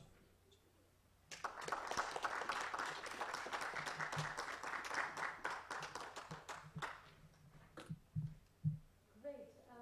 What an honor hearing from you on what this book has meant, the journey and what it's supposed to do, and bring out the magic, and of course creating models that can work. So thank you very much for that. Now we can hear from our panelists who are here. Oh, you wanted to add something? I'm very sorry, I just need to add one thing which is very, very ungrateful of me. I need to thank Mastercard Foundation. When we started talking about this to them, we were unknown. They just didn't have a clue what we were, who we were, and they trusted us and they invested in us. And I'm truly, truly grateful for that day in Canada when they asked us to make a presentation. And I still remember how the whole team supported us. And throughout these 10 years, they have been thought partners and they have challenged us at every turn. Lots of people are now supporting us, but it was Mastercard that believed in us and allowed us to fly. So I owe all of us, Dungu, the entire team of people in CAPE, as well as all the young people who have benefited and are likely to benefit, owe it to Mastercard Foundation. So thank you very much. Indeed, thank you.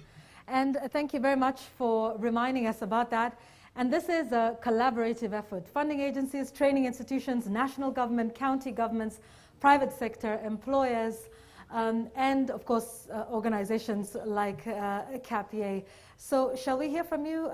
Let's start with you, Dr. Ndungu, and then Prof, we can hear from you. Or, yeah, okay, go for it. All right. Thank you very much, Great. Yvonne, and thank you very much, everybody. I don't know whether this is working. It is okay? All right.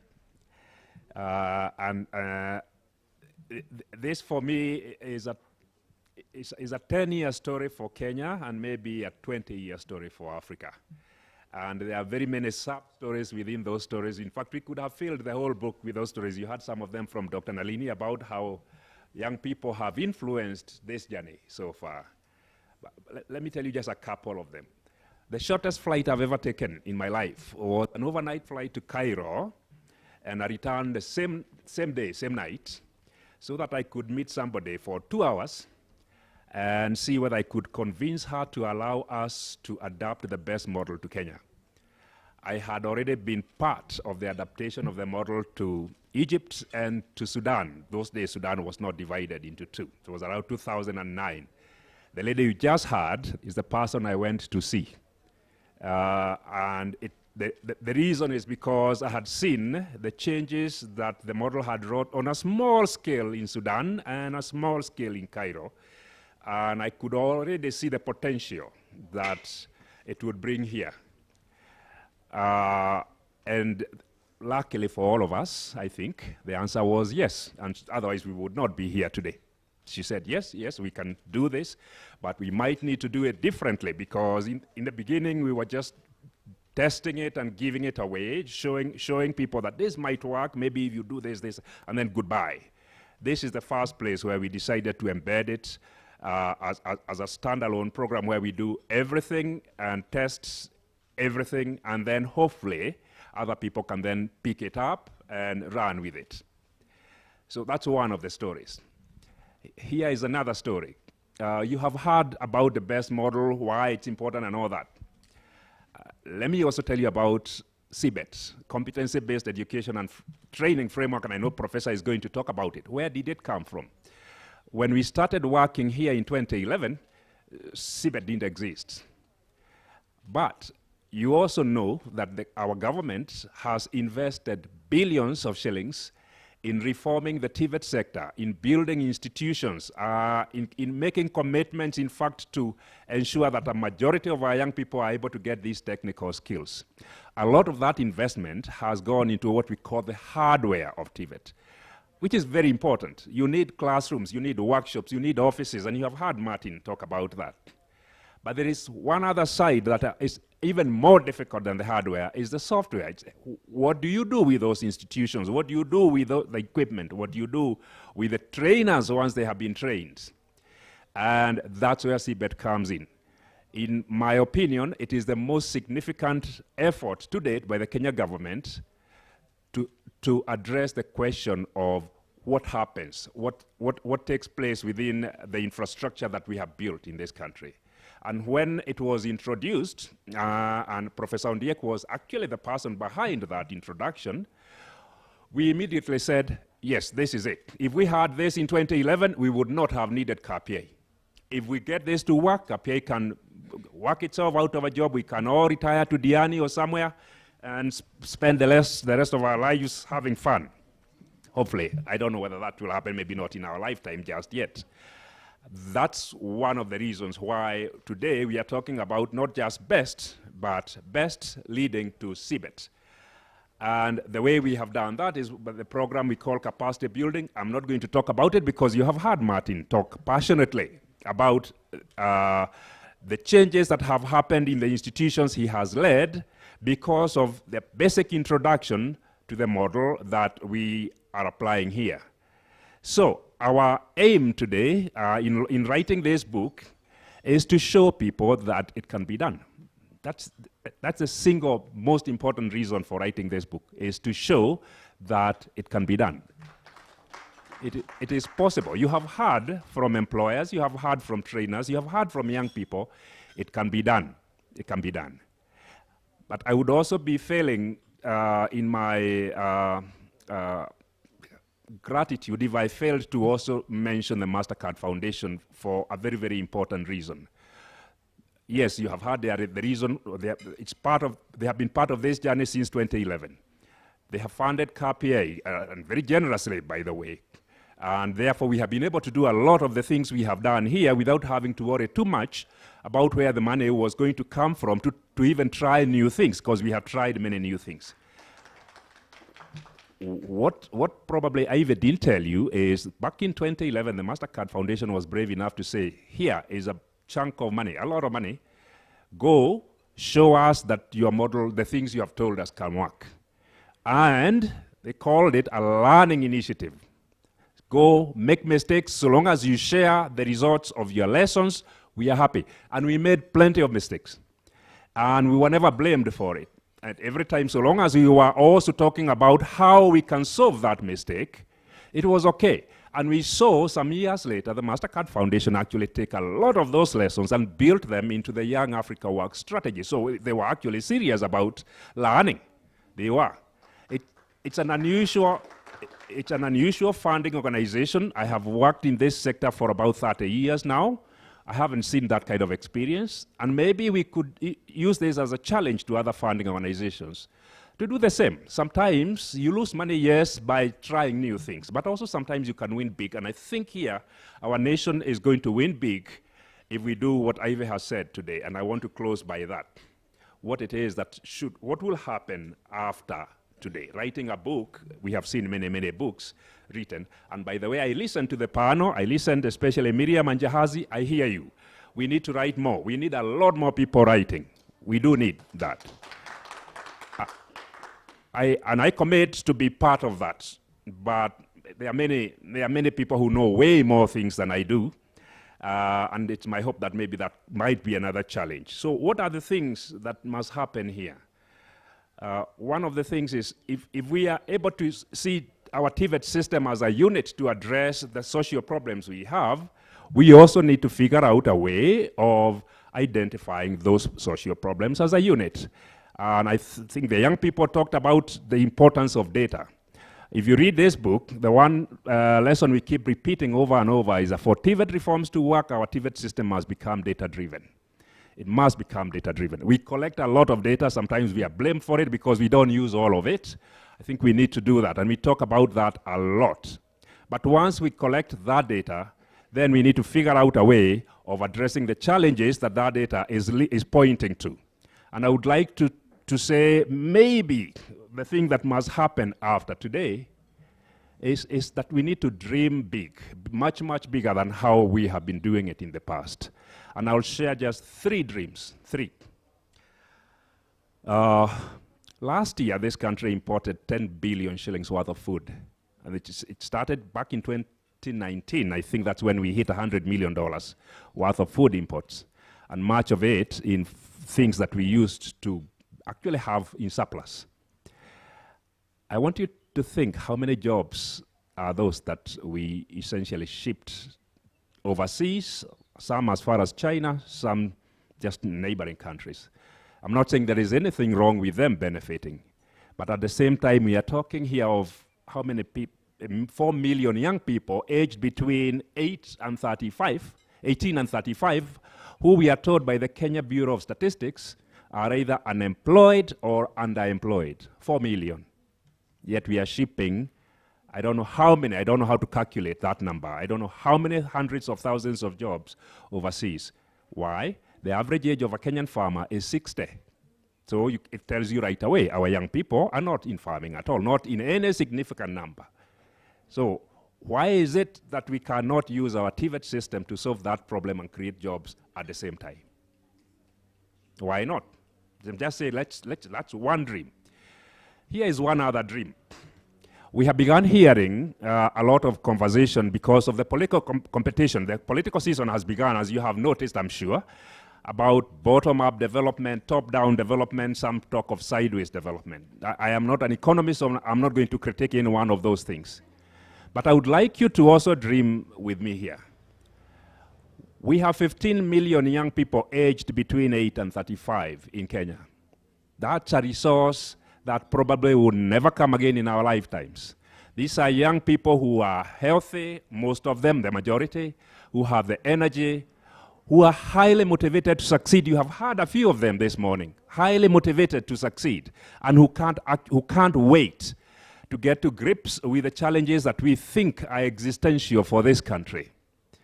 At the same time, of course, there is the other side of that picture. We have seen the Arab Spring. Now we are hearing, I don't know what other spring coming up. Young people whose energy has been turned in a negative purpose because the policies that existed did not help them to use it for a positive purpose. The last 10 years, I have had the opportunity to talk to thousands of young people in this country. And I can tell you for a fact that they want to do right by this nation, by themselves, and by their family. But we must open the door for them. We must. We are the ones with the power. We are the ones with the money. If we don't open the door, you heard them. They will smash down those doors. So I want you to dream that we use our Tvet system as the platform, as the tool that will mobilize these young people so that they can build this economy. I know people ask me, if you trained 15 million young people, what would they do? And I give them another statistic. 40% of businesses tell us today that they are having to either cancel or put on hold their growth programs because they cannot be guaranteed the right kind of stuff that they need to grow the business. And those of you who are business people know, nobody starts a business without wanting it to grow, right? Yet here we are being told our businesses are not growing because we are not sure that we can get the right people to help that business to grow and employ even more people. So I would like you to dream, can we solve that problem? Yes, I think we can, but we really have to dream much, much bigger than we have in the past. My last dream is on page 113 of that book. If you get a chance, just take a look at it. It's a story of a girl called Fatma. She is from a county called Mandera, and she is one of the first beneficiaries of the blended learning initiative that our young people told us we must have as a minimum. She is able to access skills irrespective of the fact that she is in a place where no teachers want to go because they are afraid, where there are no tools, no technical institution, and very little jobs to do. Well, that's a dream. It's not a true story. If you look at it, it's 2030. It's not something that has happened. It is not something that we know could happen, but it is something that I believe can happen. If we dream, we can make that happen. We can create a country where geography doesn't matter anymore. You can gain skills irrespective of where you are. We now know about the Ajira program. By the way, the Ajira program does not recognize geography. So long as we have the equipment and the access, young people can work from anywhere. Pokot, Turkana, Tana River, doesn't matter. Is it possible? I believe it's possible, and the reason I believe so strongly that these dreams can come true is because young people of this country have shown us that it can come true, and that's the reason why we thought that sharing some of those stories probably might be our biggest contribution to the reform sector in Kenya, and maybe the best excuse for us to say that we are working ourselves out of a job, which has been a policy position and a strategy for KPA since 2011. Thank you very much.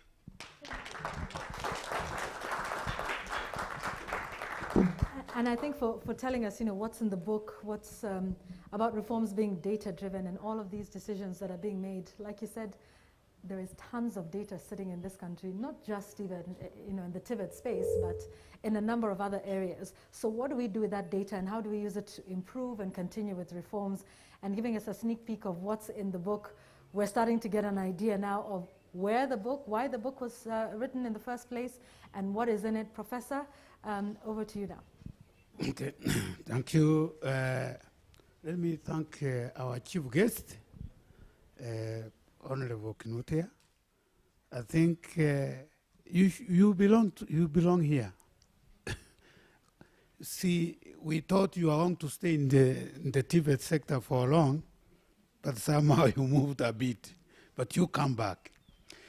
Thank you, Mr. Ndungu and Dr. Narine, for highlighting some of the issues that young people encounter.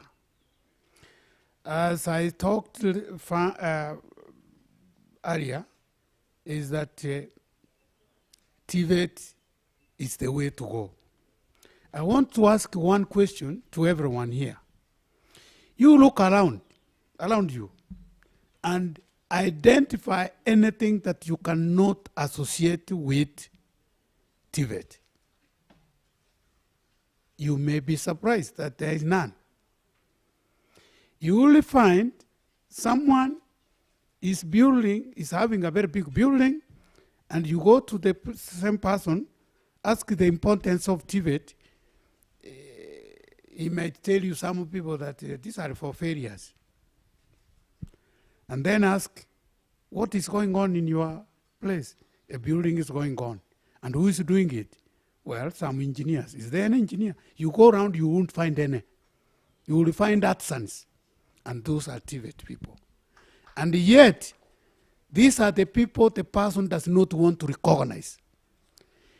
Let me tell you, there is nothing you can see anywhere, whether I'm pretending, whether I hear, that is not Tvet. Let me tell you, the government has taken steps to reform education. And this came out of a policy which was instituted in 2012. If you read sessional paper number 14 of 2012 on the reform of education and research, then you go to chapter 15. That's when you will see what has happened. The government realized that to achieve Vision 2030, we needed to promote Tvet. And therefore, it was said that Tvet could actually be removed from basic education. That was the whole issue. And because of that, the Education Act 2011 was repealed, and we came out with separate acts. And that is Education Act, Basic Education Act of 2013, University Education of 2012, and Tvet Act of 2013. That tells you the three sectors of education are separate, although they are all under education. But unfortunately, up to this moment, Tvet is still not being recognized as it's supposed to be. What the government had in mind is not really being realized, because the realization can only come when we have proper promotion and support of the Tvet sector. One of the major reforms that happened in the Tvet sector was to abandon the traditional way of developing curriculum and come out with a competency-based education and training. In fact, that is the biggest departure from the traditional one, whereby you talk of generally of student or learner-centered as opposed to teacher-centered. And one is that if we want the skills that are gotten by these students to really have any meaning, then let the learning be learner-centered as opposed to a teacher-centered. So that most of the time, the learner is the one to do as opposed to the teacher who is supposed to facilitate. That exercise, I must say that I'm the one who started it. The first council, which was established in 2014 October, I was the chairman.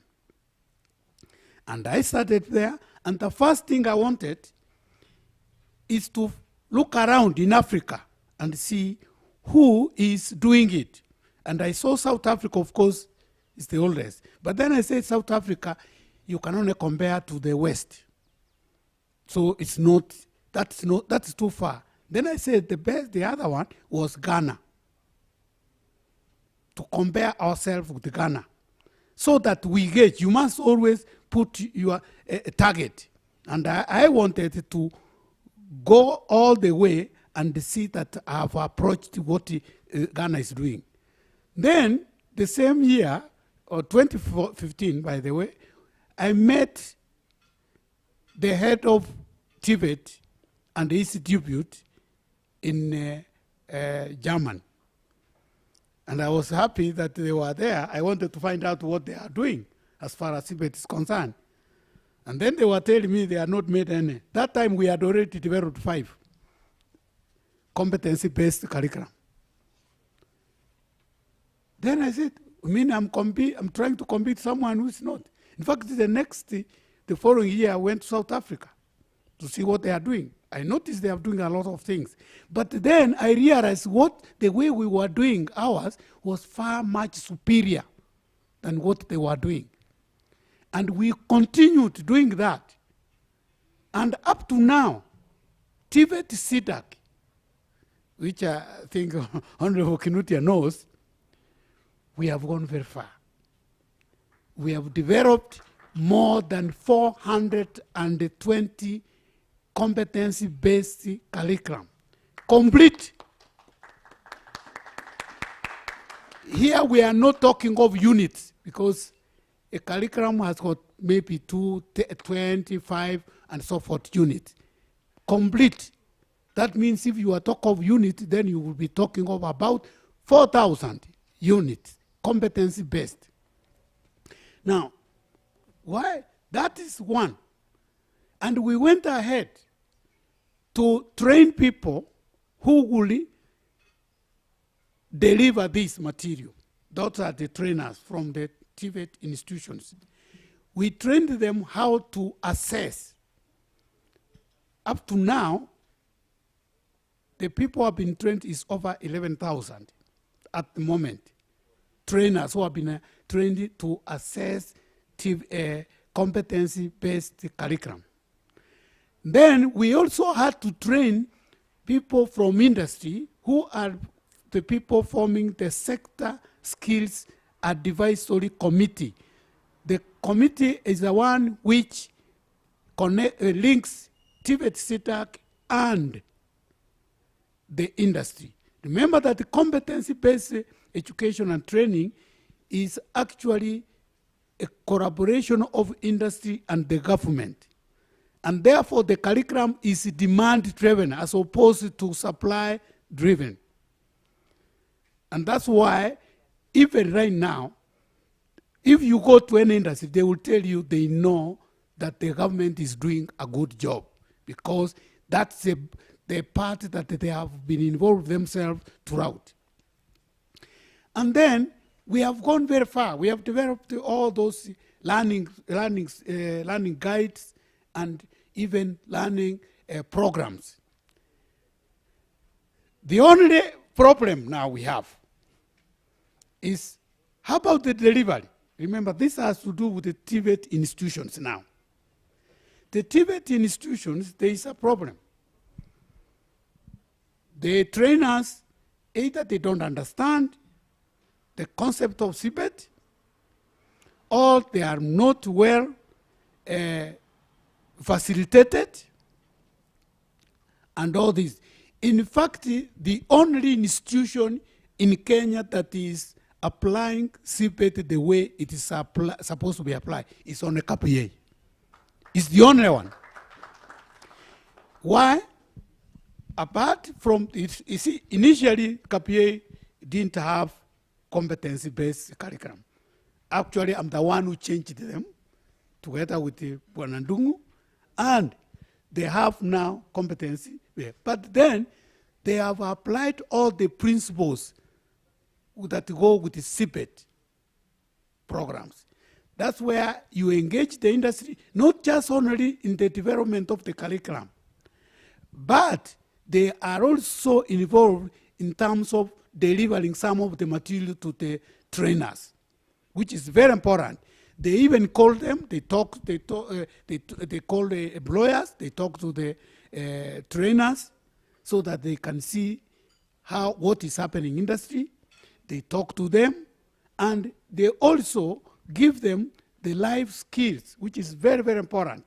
Life skills, although it's in the curriculum, which we develop because it's a must, the delivery in the Tvet institution is, I would say, very, very low. This book, which we are going to launch today, we are hoping it will help the trainers. But besides that, we are writing another book which will also assist them, especially how to deliver life skills, because life skills are a bit more complicated. How to deliver life skills, and more so how to assess and measure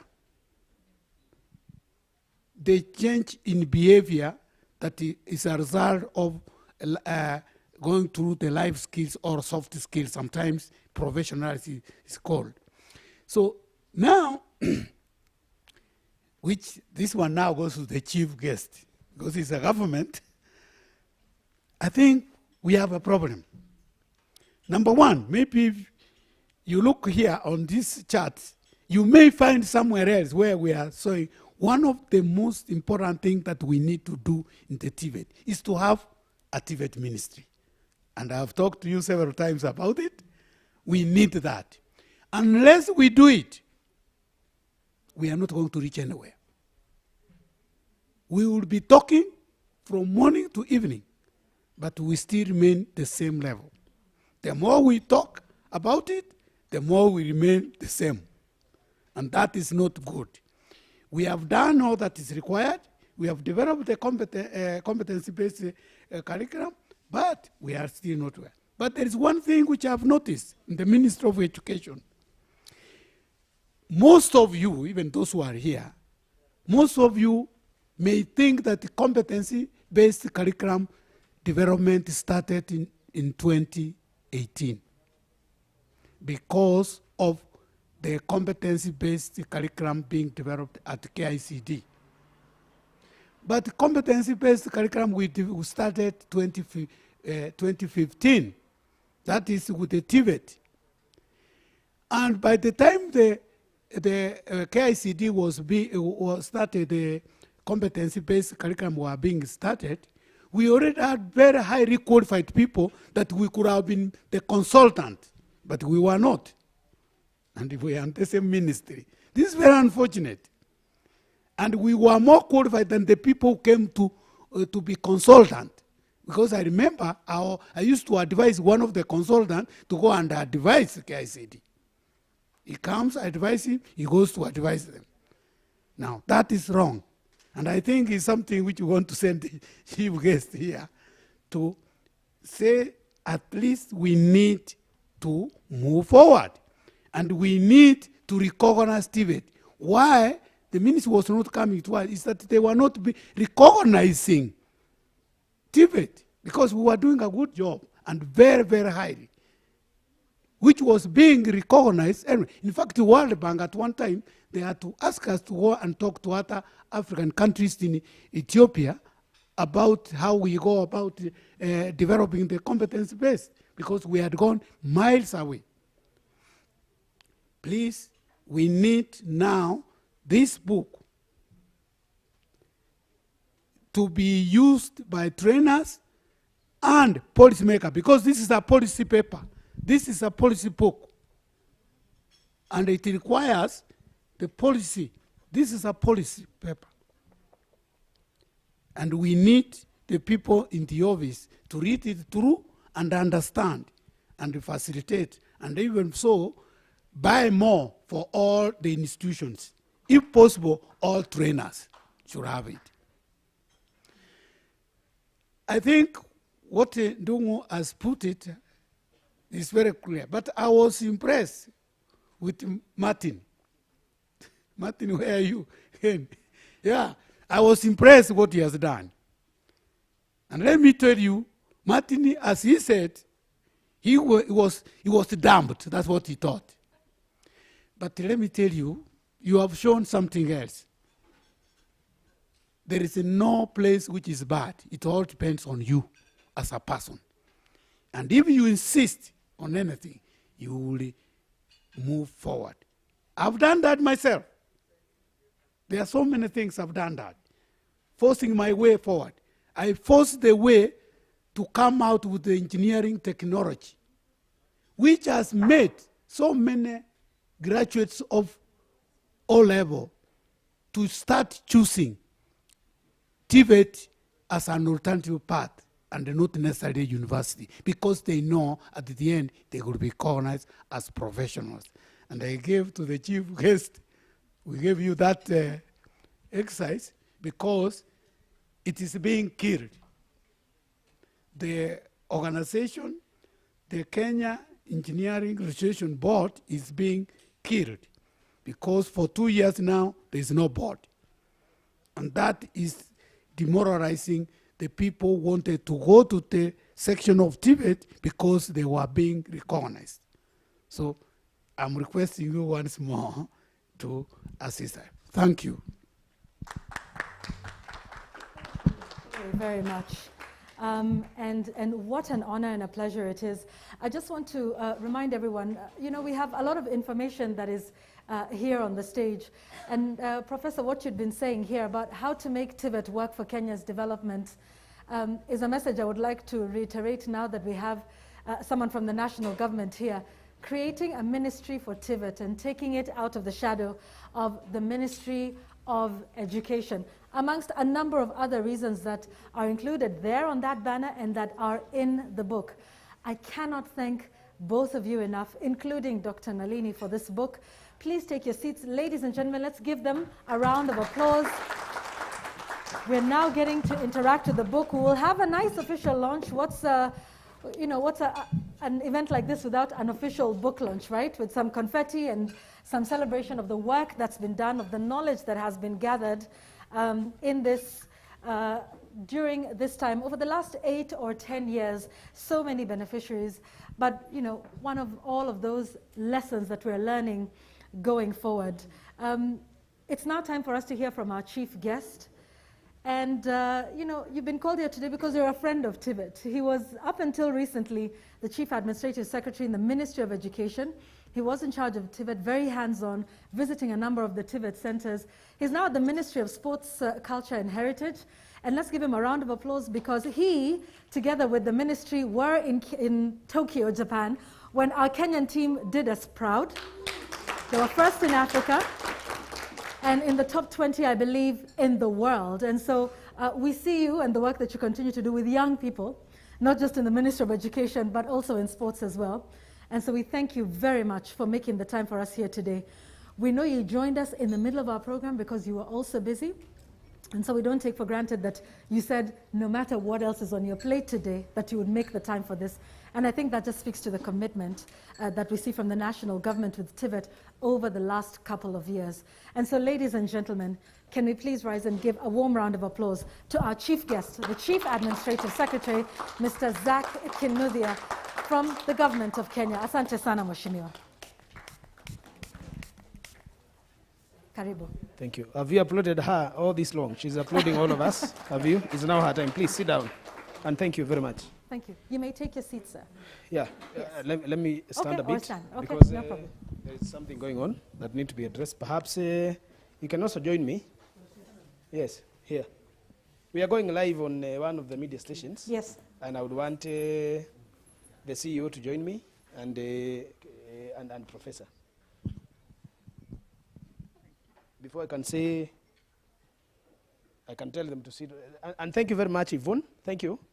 You're always doing it the best it can be done. And we appreciate you also. Let me begin by reading a message that I have here, two of them.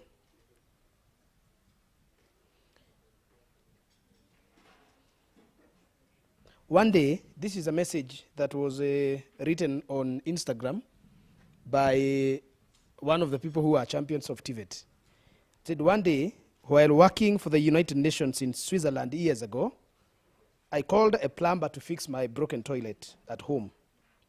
He arrived, knocked on the door, and I opened. Parked in my driveway was a BMW. Is that your car? I was asking. Oui, he replied, because he couldn't speak English. Is this a plumber? I wondered silently. When he finished and gave me the bill, I gasped. The link between his labor and the life he could afford became clear. The cost of labor is high in advanced countries because vocational skills pay. In Africa, everyone wants to be a lawyer and a doctor and a banker. That's the first message. The second message is a paper I found hanged in Paris in one of the bureaus of employment. So I took a photo and said, that was a month of June, I think June, yes. Then I found people saying, you do not have to go to college to make a good living. That was a paper hanged somewhere. If you could see, unfortunately it's in my phone, it was hanged and I took a photo. And it was written, you do not have to go to college to make a good living. Why?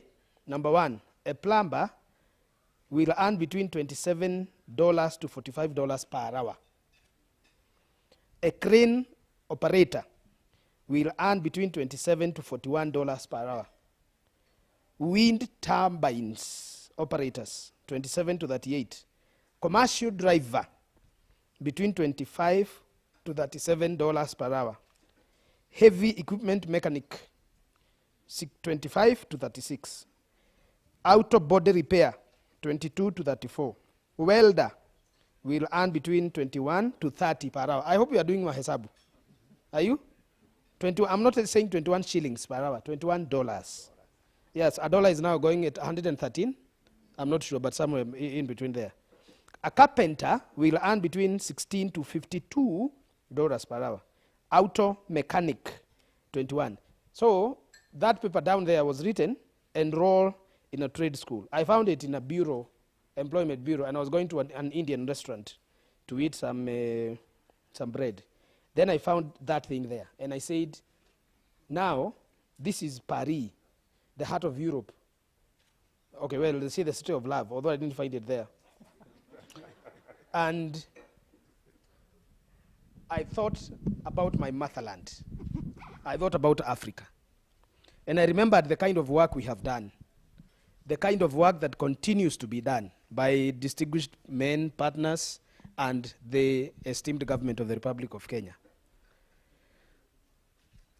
When I received this invitation, I had somehow forgotten that this book was being written. I had somehow forgotten, but I knew it was commissioned to be written because this discussion began in my office in town. Or rather began earlier, but was cemented in my office. Let me not take the glory that is not mine. But I had forgotten somehow because in a quick succession of things, I changed the ministry from education to now where I am, sports, culture, arts, and heritage.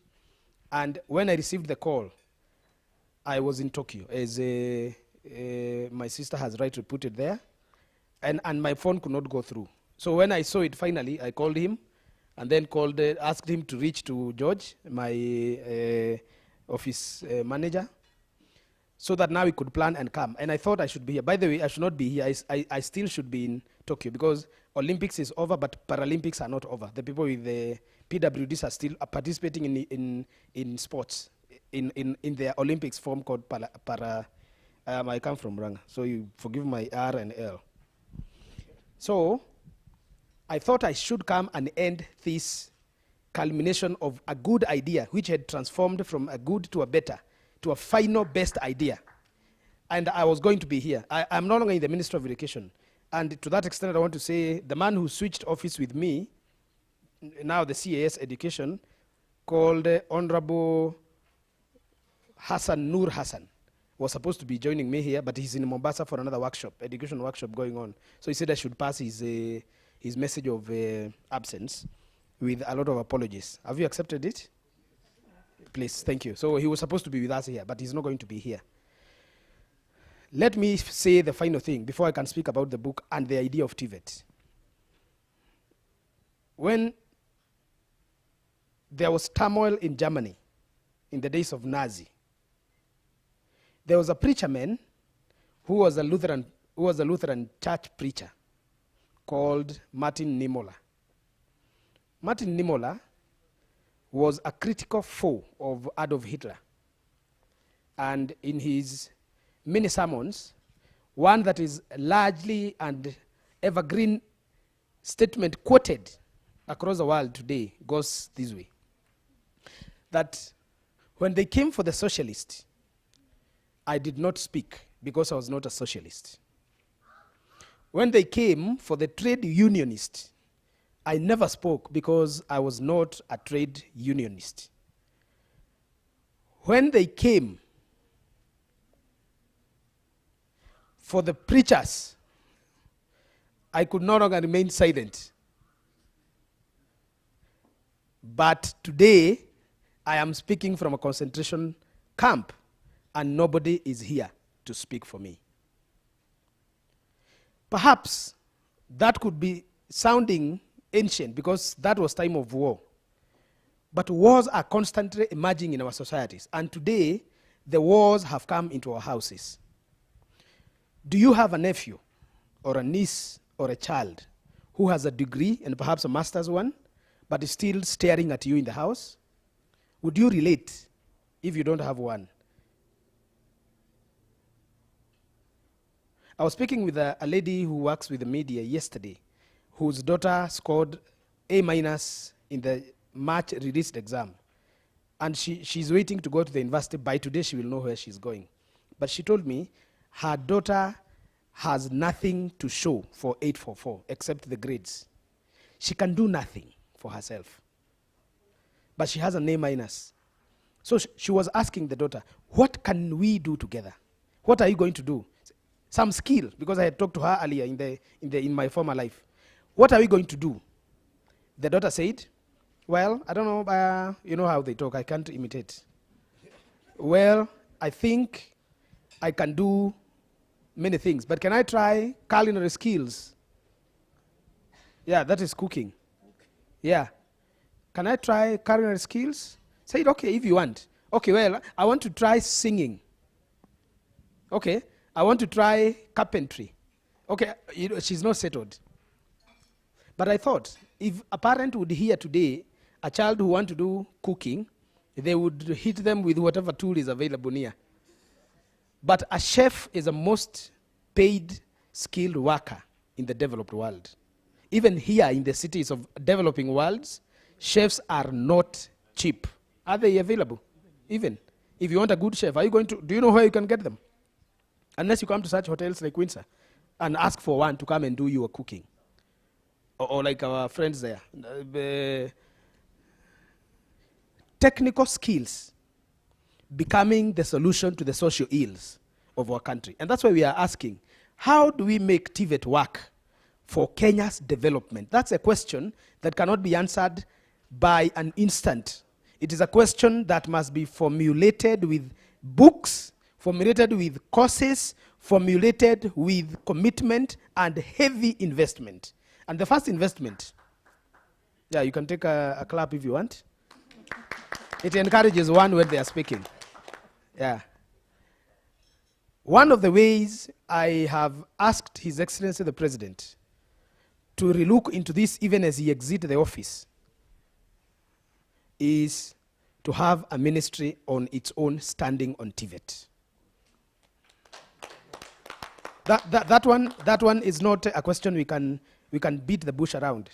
This one, as his advisor on myriad of things in government, we would want the next government to form. And perhaps the next president who is coming, not known by now, but perhaps the president who assumes power by next year, December, must start with crafting in his government or her government, most likely it will be her, craft a government that has ministry on its own standing. called Ministry of Tvet. And you know in German it's called Ministry of Economic Development. Yes. Yeah, every government in developed world, including Canada, has a ministry on its own dealing with this. So KPA, South Korea, and you can see what is happening in South Korea, courtesy of having unified efforts in one basket to deal with this matter.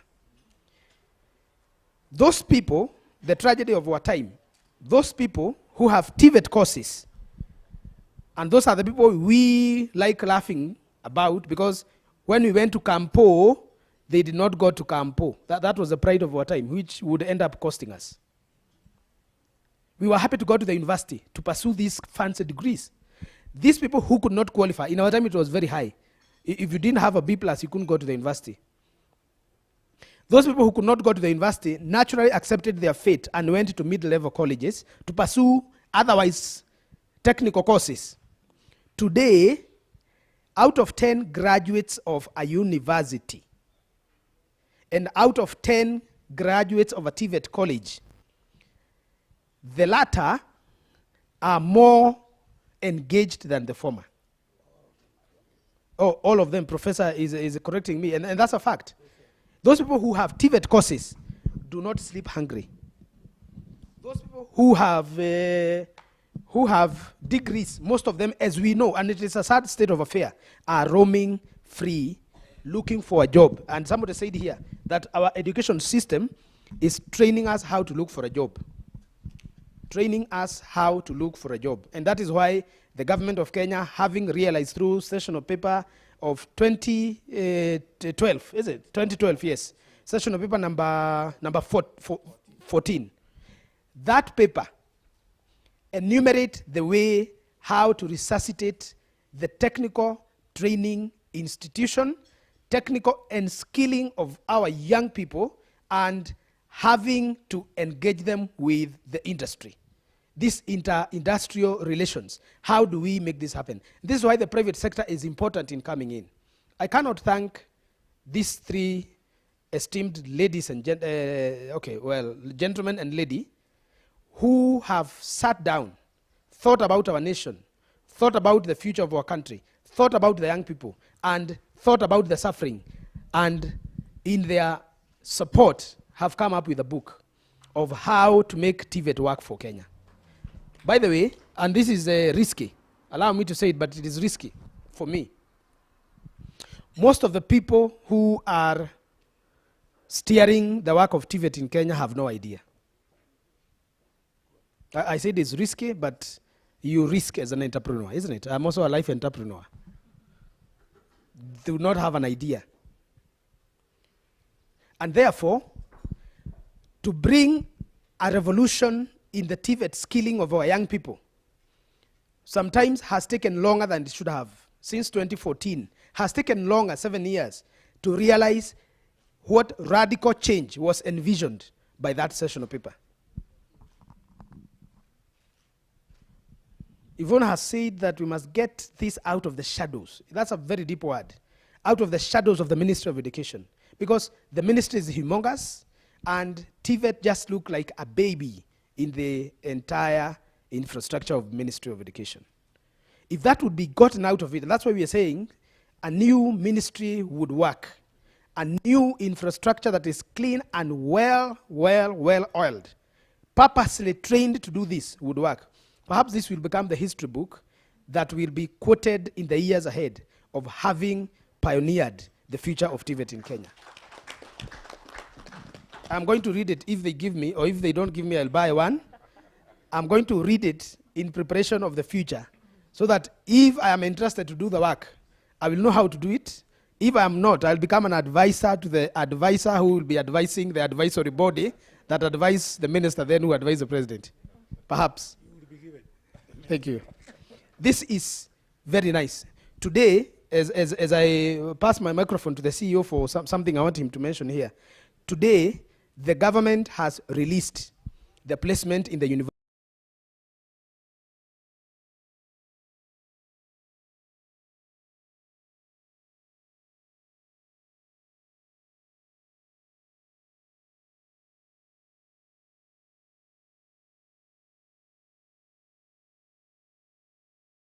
the nation. The people who talk about Chinese, people who talk about the West, do not appreciate the fact that China is not conquering the globe because of aggressive political agenda. No. Yes, that could be. But China is no longer using guns and boots. China is using trade and debt. Why is China using trade? Because Mao Zedong, the chairman of the Communist Party, realized that his country, with almost a third of world population joining with India, would go into perennial poverty if they do not do something about the youth. And what he did, he closed his borders and massively trained and skilled the young people by force. Obviously, democracy there is a farce. So one word of the chairman is enough, that every young people exiting elementary school must be put into a skill that they can rely on for the building of their country to serve the Communist Party. That's the spirit down there. And you see what? In 25 years, rice paddies started conquering the world. We talked about food being imported. Food was being imported more in China than anywhere else in 50 years ago. Today, China is food sufficient. You can't import anything for them to eat. Even your avocados, they're just taking them by grace. After closing the country and borders against imports and massively training young people, today every Chinese has a course. That's why you see people saying casually, oh, these are people who have been in prison coming here to do the job. Let me ask you, if you take our people in committee, are they going to fix plumbing in Europe? What we don't appreciate is that even if these people have been in jail, they have a course while in jail. They have a skill. Then they come here to exercise the skill, because skill can now only be imported. What is the plan for the government of Kenya? Now, the plan of the government of Kenya is to massively train young people and put them into a skill path. And this one was started in 2017 by building a technical training institute in every constituency of the 290 in Kenya, so that young people can get the trainings from those institutions. Those people who have the fear that the same would happen to those of degrees by flooding skills do not know that our plan goes beyond the borders, that we are looking forward to become the net importer of skilled labor to our region. That is East African community, and then African Union, because we realize our neighbors and those yonder, perhaps West Africa and South, are not aggressively putting this agenda on the table. In the future, people would want to continue doing plumbing, mechanization, and doing farming that is skill-based. And also, houses are being constructed everywhere. Cars are being made and imported. Who is going to be doing what we used to call the donkey work? Kenya is now at the progress path of putting young people into a situation where they are not beggars of basic needs, but they become, they will become the providers of solutions where problems abound in East Africa and in Africa. This is the dream of the government of Kenya. The regime of President Uhuru Kenyatta is coming to an end in less than 12 months. I don't know whether it will continue for the other regime. Regimes have priorities, political regimes especially. I don't know whether it will continue. But if it shall, that is the future of our young people. The group of young people is totally segregated, if you don't know. And there is no homogeneity in the youth. There is homogeneity in women, and there is homogeneity in men. There is no homogeneity in the youth. There are elite youths, and there are semi-elite youths, and there are totally non-elite youth. And by elite, I mean education, 844. Education system has changed from 844 now to CBC. Now we have changed from best, and this is what this book now brings out, from best now to CBET, that basic elementary skills. No, now we want competency-based. And what is competency-based? If we had time, I would put it to you. When we talk about electrical skill, it is wide area. We don't have to do everything in electrical. Choose what you want to do. Do you want to fix TVs? Do you want to fix solar? Do you want to fix sockets? And do you want to make appliances like the one which are being manufactured here in Kenya? What do you want to do? Now, invest in that and go. you will have your place in this goddamned world. This is the message of this book. The preview of the book gives me hope that our young people can find a way in the murky identity crisis that they go through every single day to wonder what they are going to do to contribute to the nation building, to contribute to personal development, and to give something for their nation. This book can become the guide for Tvet institutions, can become the guide for government ministry, can become the guide for trainers, and if possible, can become the campus radar for the learners who want skills so that they can know what to ask. I am inviting the private sector to aggressively work for us, because you are the people who suffer by getting half-baked or getting none at all. Aggressively work with government, aggressively work with the training institution, and assist such initiatives as this one, because this is what happens in other countries. Finally, the government of Canada, last 2 years ago, wrote to the government of Kenya and asked for 6,000 skilled young people to go and work there. And they wanted plumbers, they wanted mechanics, they wanted home managers. Those are courses you know, perhaps you used to call maids. They wanted industrial drivers, people who drive industry machines. They wanted a wide range of people. But you know what? We could not afford 2,000. Not because we don't have them, but because we have no data. We do not know where they are. But they are in the streets. Who repairs your car? By the way, do you have a German machine, or do you have a Japanese machine? Whichever it is, or UK. Who repair your car? Whoever that person is. Have you ever asked their qualification? Perhaps not, but you trust them. If you ask them, they dropped in class 7. But throughout time, they have been doing this more and more until they have become like they founded that machine. These people are the one the government is now wanting to recognize by a program called Recognition of Prior Learning. Yes, you may have learned. How you learned, we may not care much now, because this is technical skill. Can we now recognize you? Now, once we recognize you, we give you a certificate. When you have that certificate, you can now have the dignity of your labor. Because si unawalipaga tu hivyo. Hiyo gari iko na shida gani? Anakwambia, madam mimi nafikiri ni ile kitu, because they don't even know what it is. Ni ile kitu ni, and 2 minutes later the car is okay. We would want them to understand that that labor can be charged and put dignity in their labor. How can that be done? With a certificate and recognition, they can write to you, assess your work, everywhere paying until the day they fix it. Because they may not necessarily fix it. They can diagnose for you. You can choose for them to fix if you have more money. Or you can go and, we want to give them some dignity. Anyway, I have moved, but those who have been left, I have shared my vision and my dream, and those who will come, we will also continue committing to them, hoping that this partnership is going nowhere. I heard you say you can exit. You are not exiting. Your space is wide, and it is needed in this republic. So, ladies and gentlemen, thank you. Ladies and gentlemen, I would want to pass my microphone to the CEO for the advantage of the live coverage, to say shortly about what this book is about, very shortly, because we don't have much time in KBC, very shortly to say what this is and why it has come now, so that those people who are watching us on TV can get the advantage of understanding what the heavens, or do we say what the hell, is happening in Windsor. So please, CEO, thank you. You are being taken care of. You can still stand there. So that, thank you very much, Honorable Zach Kinothia, for your support and for your kind words.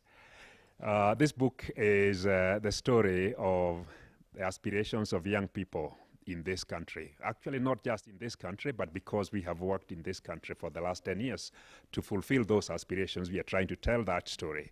It would have been the story of the young people written for the young people themselves, but we were told that something needs to be done before young people can actually tell their own story. And that's what our guest of honor has told us today, the reform of the technical education sector. In summary, we have shown what is possible if we continue with the effort that our government started way back in 2013, 2014 to change our technical education system. Working with partners like the Mastercard Foundation and other partners, we have been able to reach more than 100,000 young people in this country, and in the depressed economy that Kenya has, enabled 75% of them to secure jobs. And perhaps even more exciting for me, more than 10% of them have been able to establish businesses that are now employing other people. So this book is a challenge, we are saying. This was done by a small NGO with very willing and helpful partners and with a very willing government, because we have worked with government at every level. But let's imagine, what if we could do this for the entire Tvet system? What if we could enroll 5 million young people, graduate 1 million of them today? What if we could train young people with the skills and aptitude that employers actually want to employ? What if we could equip our young people with the skills to build the businesses that will solve the problems we have today? It's all here in this book. And we have a reason for us to do that, to dream like that. The answer is yes, and in fact the answer came today with the university applications process being concluded. We are being told that for the first time ever, we have more young people choosing to go to Tvet than to university. If you read this book, we lament a lot about the fact that going all the way back to 2015, Kenya has been enrolling more students at university than at Tvet level. And we believe that was just the wrong way to do it. We have our priorities upside down. Not anymore. Our young people are leading the way. This nation has no choice but to follow. And in this book, we show that it's doable. It doesn't even cost a lot of money. It takes the political will to get it done. And the youth are going to thank you for it. Not just thank you for it, they are going to take this forward. And you can't imagine how far they will take this nation. Thank you very much. Thank you. Thank you. I think for the advantage of the covering, that's why you had to say this. Finally, so that I sit down with them, this is my letter to the parent. Today, your daughters and sons have been placed.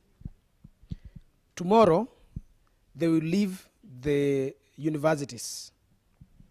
Have you thought about the life after their college?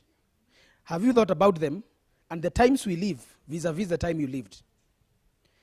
I am asking every young person listening to us from every corner of the Republic to consider and rethink and sit again, do a technical course in all our technical colleges in Kenya, and use it as what we like saying, as a side hustle.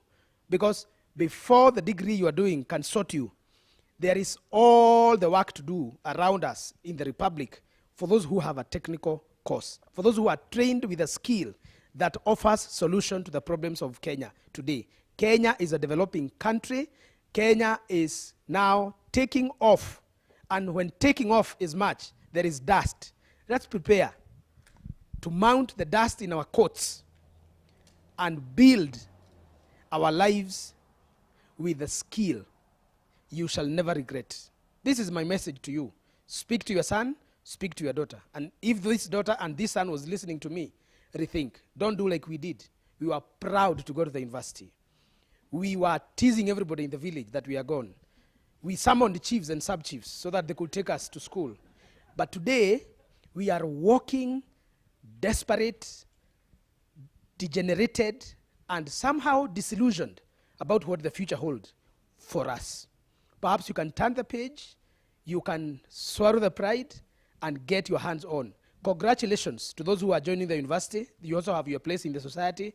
Congratulations to those who are supposed to join university but have opted for Tvet today. My congratulations goes to you, because the future belongs to those who can reimagine their present. Thank you very much. Ladies and gentlemen, I know we're continuing. Please, I would like you to stay with your mics, because when I have you here, maybe it's time for us to do a nice official launch with pomp. Kuna keki, by the way. You know, this is Kenya, bwana. We must cut a keki, but we have this here. And now that we have all of you who are standing here with us, we would like to do the official launch. I don't know if we can perhaps move the table to the center a little bit, just so that then we can have two of you on either side of the table. And then declare this book officially launched, which is some work in progress for years. And it's got all of these people. And we've, of course, got the proverbial ribbon to cut, as well as the pair of scissors. I don't know if we can get the CEO of CAPIA and the author, one of the authors of the book, and we can have maybe both of you together with Professor come here and maybe untie this. As we do that, ladies and gentlemen, what we have been doing here... For young people? Oh, okay. Like they said, if we don't invite them, they'll bring their folding chairs, and that's exactly what they have done. So, ladies and gentlemen, a culmination of many years of work, of such dedication to the Tvet work. All of the people standing before you today have been in this industry, beneficiaries of it, others driving policy at the national government level, and of course at the private sector and in funding. Ladies and gentlemen, let's put our hands together for the official unveiling, How to Make Tvet Work in Kenya. Congratulations, hongera kabisa. Hongera sana. Round of applause.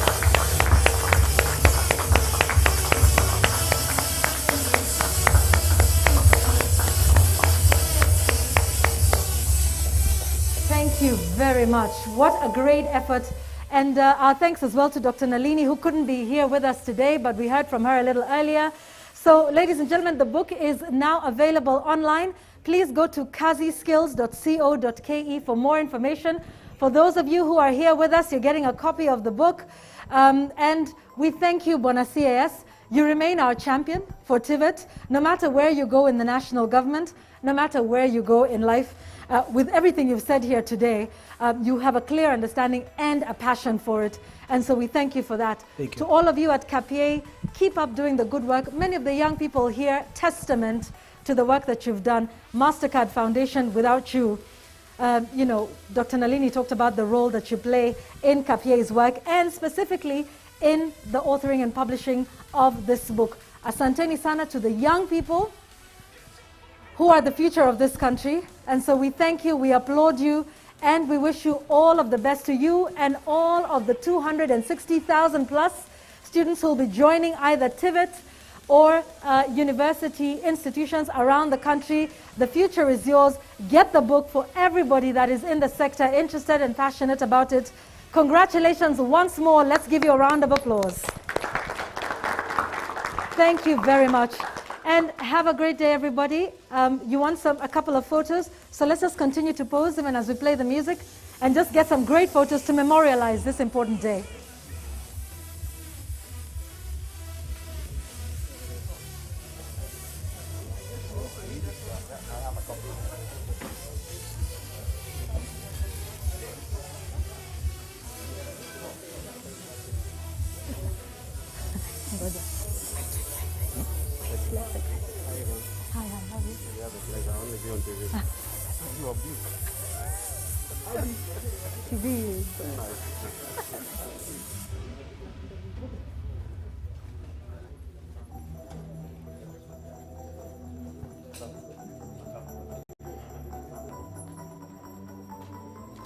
And I also need to announce that the authors will be autographing your book. Should you need it, do not miss the opportunity to get your book autographed by the authors who are here. Make sure you have that done before you leave us here today. And so I want to thank all of you for your time here. And are we done with the photographs for the photographers? Everybody happy? You've gotten good shots? So I would like to invite the CEO of CAPIA to give us a vote of thanks. Everybody else can take your seats, ladies and gentlemen. And we can have you with your microphone. Do you need that sanitized? Yes. I can do that for you. Please, ladies and gentlemen, I know the networking has begun, but please, let's give 1 moment to hear the vote of thanks. from the CEO of CAPIA. Dr. Thank you very much. And I have a confession to make. I know that you have been calling me Dr. Ndungu. I'm not even a nurse. And I feel a little embarrassed because I'm in the presence of professors and people who are real doctors. Do you know, I keep calling you doctor. For all the times I have known you at CAPIA, yes. Perhaps somebody should give you an honorary doctorate. Bona CAS, perhaps we can think about an honorary doctorate for all the work that he has done and his contribution to education in the country. Please carry on. I'll take that as a challenge to find a doctorate one way or the other. Hopefully by hook rather than by crook. But I want to thank you all very, very much. There are some people that we have acknowledged in this book, and I would like, I wouldn't mention all of them. I would like to acknowledge them as a group today. The people who are in this sector who do what we do. We reached out to many of you over the last 10, 11 years. And in many, many instances, you came, and you can see already today, and you inspired us. And I especially want here to acknowledge the partners in the technical education system, the group that Martin represented today. It is you who have inspired actually the work we have done here over the last 10 years. And in fact, this book would not have happened without that inspiration. I would like to also thank the young people. You heard Dr. Nalini. We spend a lot of time listening to two groups of people, and that's one of the secrets behind the success of our program. We listen to the young people over and over and over. We listen today, tomorrow we listen again, sometimes, and sometimes they can be very harsh with telling us where we are going wrong. But we take it in our stride because that's the reason we exist. I want to thank them very, very much. The other group that I want to thank that we also spend a lot of time listening is employers. We have more than 3,000 employers in our business mentor network today, representing all kinds of industry from the smallest to multinationals. And the reason why we have been successful in placing so many of our youth in jobs is because we have spent a lot of time listening to employers. And they have told us what's wrong with the skills that we are offering or the way we are offering those skills. And some of those lessons are here. I want to thank them. And I repeat over, if we did not work with employers, this would not work. This program would not work. And if there is a lesson that we want to take away today, it is this. If we don't have employers in the room, these reforms are going to fail. Take it from me. They're going to fail. I like to use the example of cooking. We in the skills sector are the cooks. The product are the young people, the graduates who are leaving our institution. However, the people who consume first and foremost that food are employers. Yet we have been working in silos over the last 50 years, I believe, in this country. The education system, the employment system never meet. We just hope that the product we produce is acceptable. That has to change. And I want to thank employers because many of them have actually pushed us to this realization. And I know that there are many who are now involved in lobbying for that change. And the biggest step that has been taken today is the Tvet framework, which mandates employer involvement in the design of curriculum. We are now saying take that further. Give employers space in the governance of Tvet institutions. Create a national skills council to tell us what we should be teaching, for heaven's sake. Why is it that it has to be done by somebody sitting in Jogoo House who decides we need to train X number of plumbers, X number of carpenters? Jogoo House doesn't employ plumbers.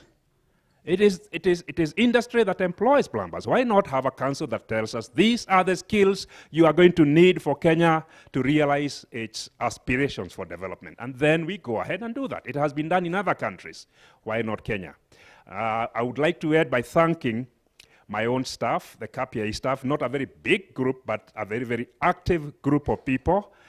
Many of them who have been with us for more than 6, 7 years. And I would like you to allow me to acknowledge only one person by name from that group, a gentleman called Ashok and Kadhi. He's right there. Ashok, if you could wave, please. You may have missed maybe the mention of Ashok when Dr. Nalini was talking to us earlier. He said that Ashok was part of the story of the BEST model more than 25 years ago when it started in India, as a solution for children in the streets who are marginalized and vulnerable. And guess what? Ashok has been in the lead for every place that that model has been taken, including war zones. He has worked in South Sudan when there was fighting. He has worked in Egypt when the Arab Spring was happening all around them. He has worked in Vietnam. He has worked in Sri Lanka. And we draw a lot of inspiration plus a lot of wisdom from all those experiences. And I can tell you for a fact, I have worked with Ashok for all those years. There has never been a problem that we faced that actually got him worried. And in fact, the other day I was thinking, if I ever saw Ashok worried, maybe start running. Because he's never fussed by anything. Maybe that's the reason why we have been successful. So thank you very much, Ashok. And finally, I want to end by thanking our guest of honor. You have been an inspiration to young people in this country. And the first time we met when we were launching the learning management system in Nyeri, I remember Ivy, who was there whispering to me that you can't do better than having Honorable Kinuthia in your corner. And you have proven it. You have prefaced our book. Your words are immortalized now already, and the challenge that you have issued, I know it's already in the book. And I know that you are young, you are younger than me. We have a lot to expect from you in this country. We have a lot more to expect. Or rather, maybe let me say, our young people like you have a lot more to expect from you in this country. And I thank you very, very much for finding the time to be with us today. And finally, Yvonne, thank you. I want to end this by issuing a challenge that I have issued to you. I know you must be bored by now of it. You are a communications specialist. We know you, we see you on TV every night, and you're really good at it. You really have to help us to tell our story in a way that people want to listen. I have been told on good authority by people in your industry that Tvet is boring, that Tvet stories don't carry. That's the word I've been hearing. I don't think it's boring. I think we are the ones who are boring. Maybe you can help us to find a way to tell this story. And I believe we have started today. Thank you very much, everybody. And the challenge is accepted and taken, and we will take that discussion and see how to make that better. Asante sana, congratulations once again. How many times can we say it? Fantastic news. Professor, can you perhaps join him and just have a photo there while we speak, and I tell us all what's going to happen next. So like we said, you can have your book, the copy of your book autographed. Professor, if you can move a little into the table, that's better. And you want it autographed, we will have that done here.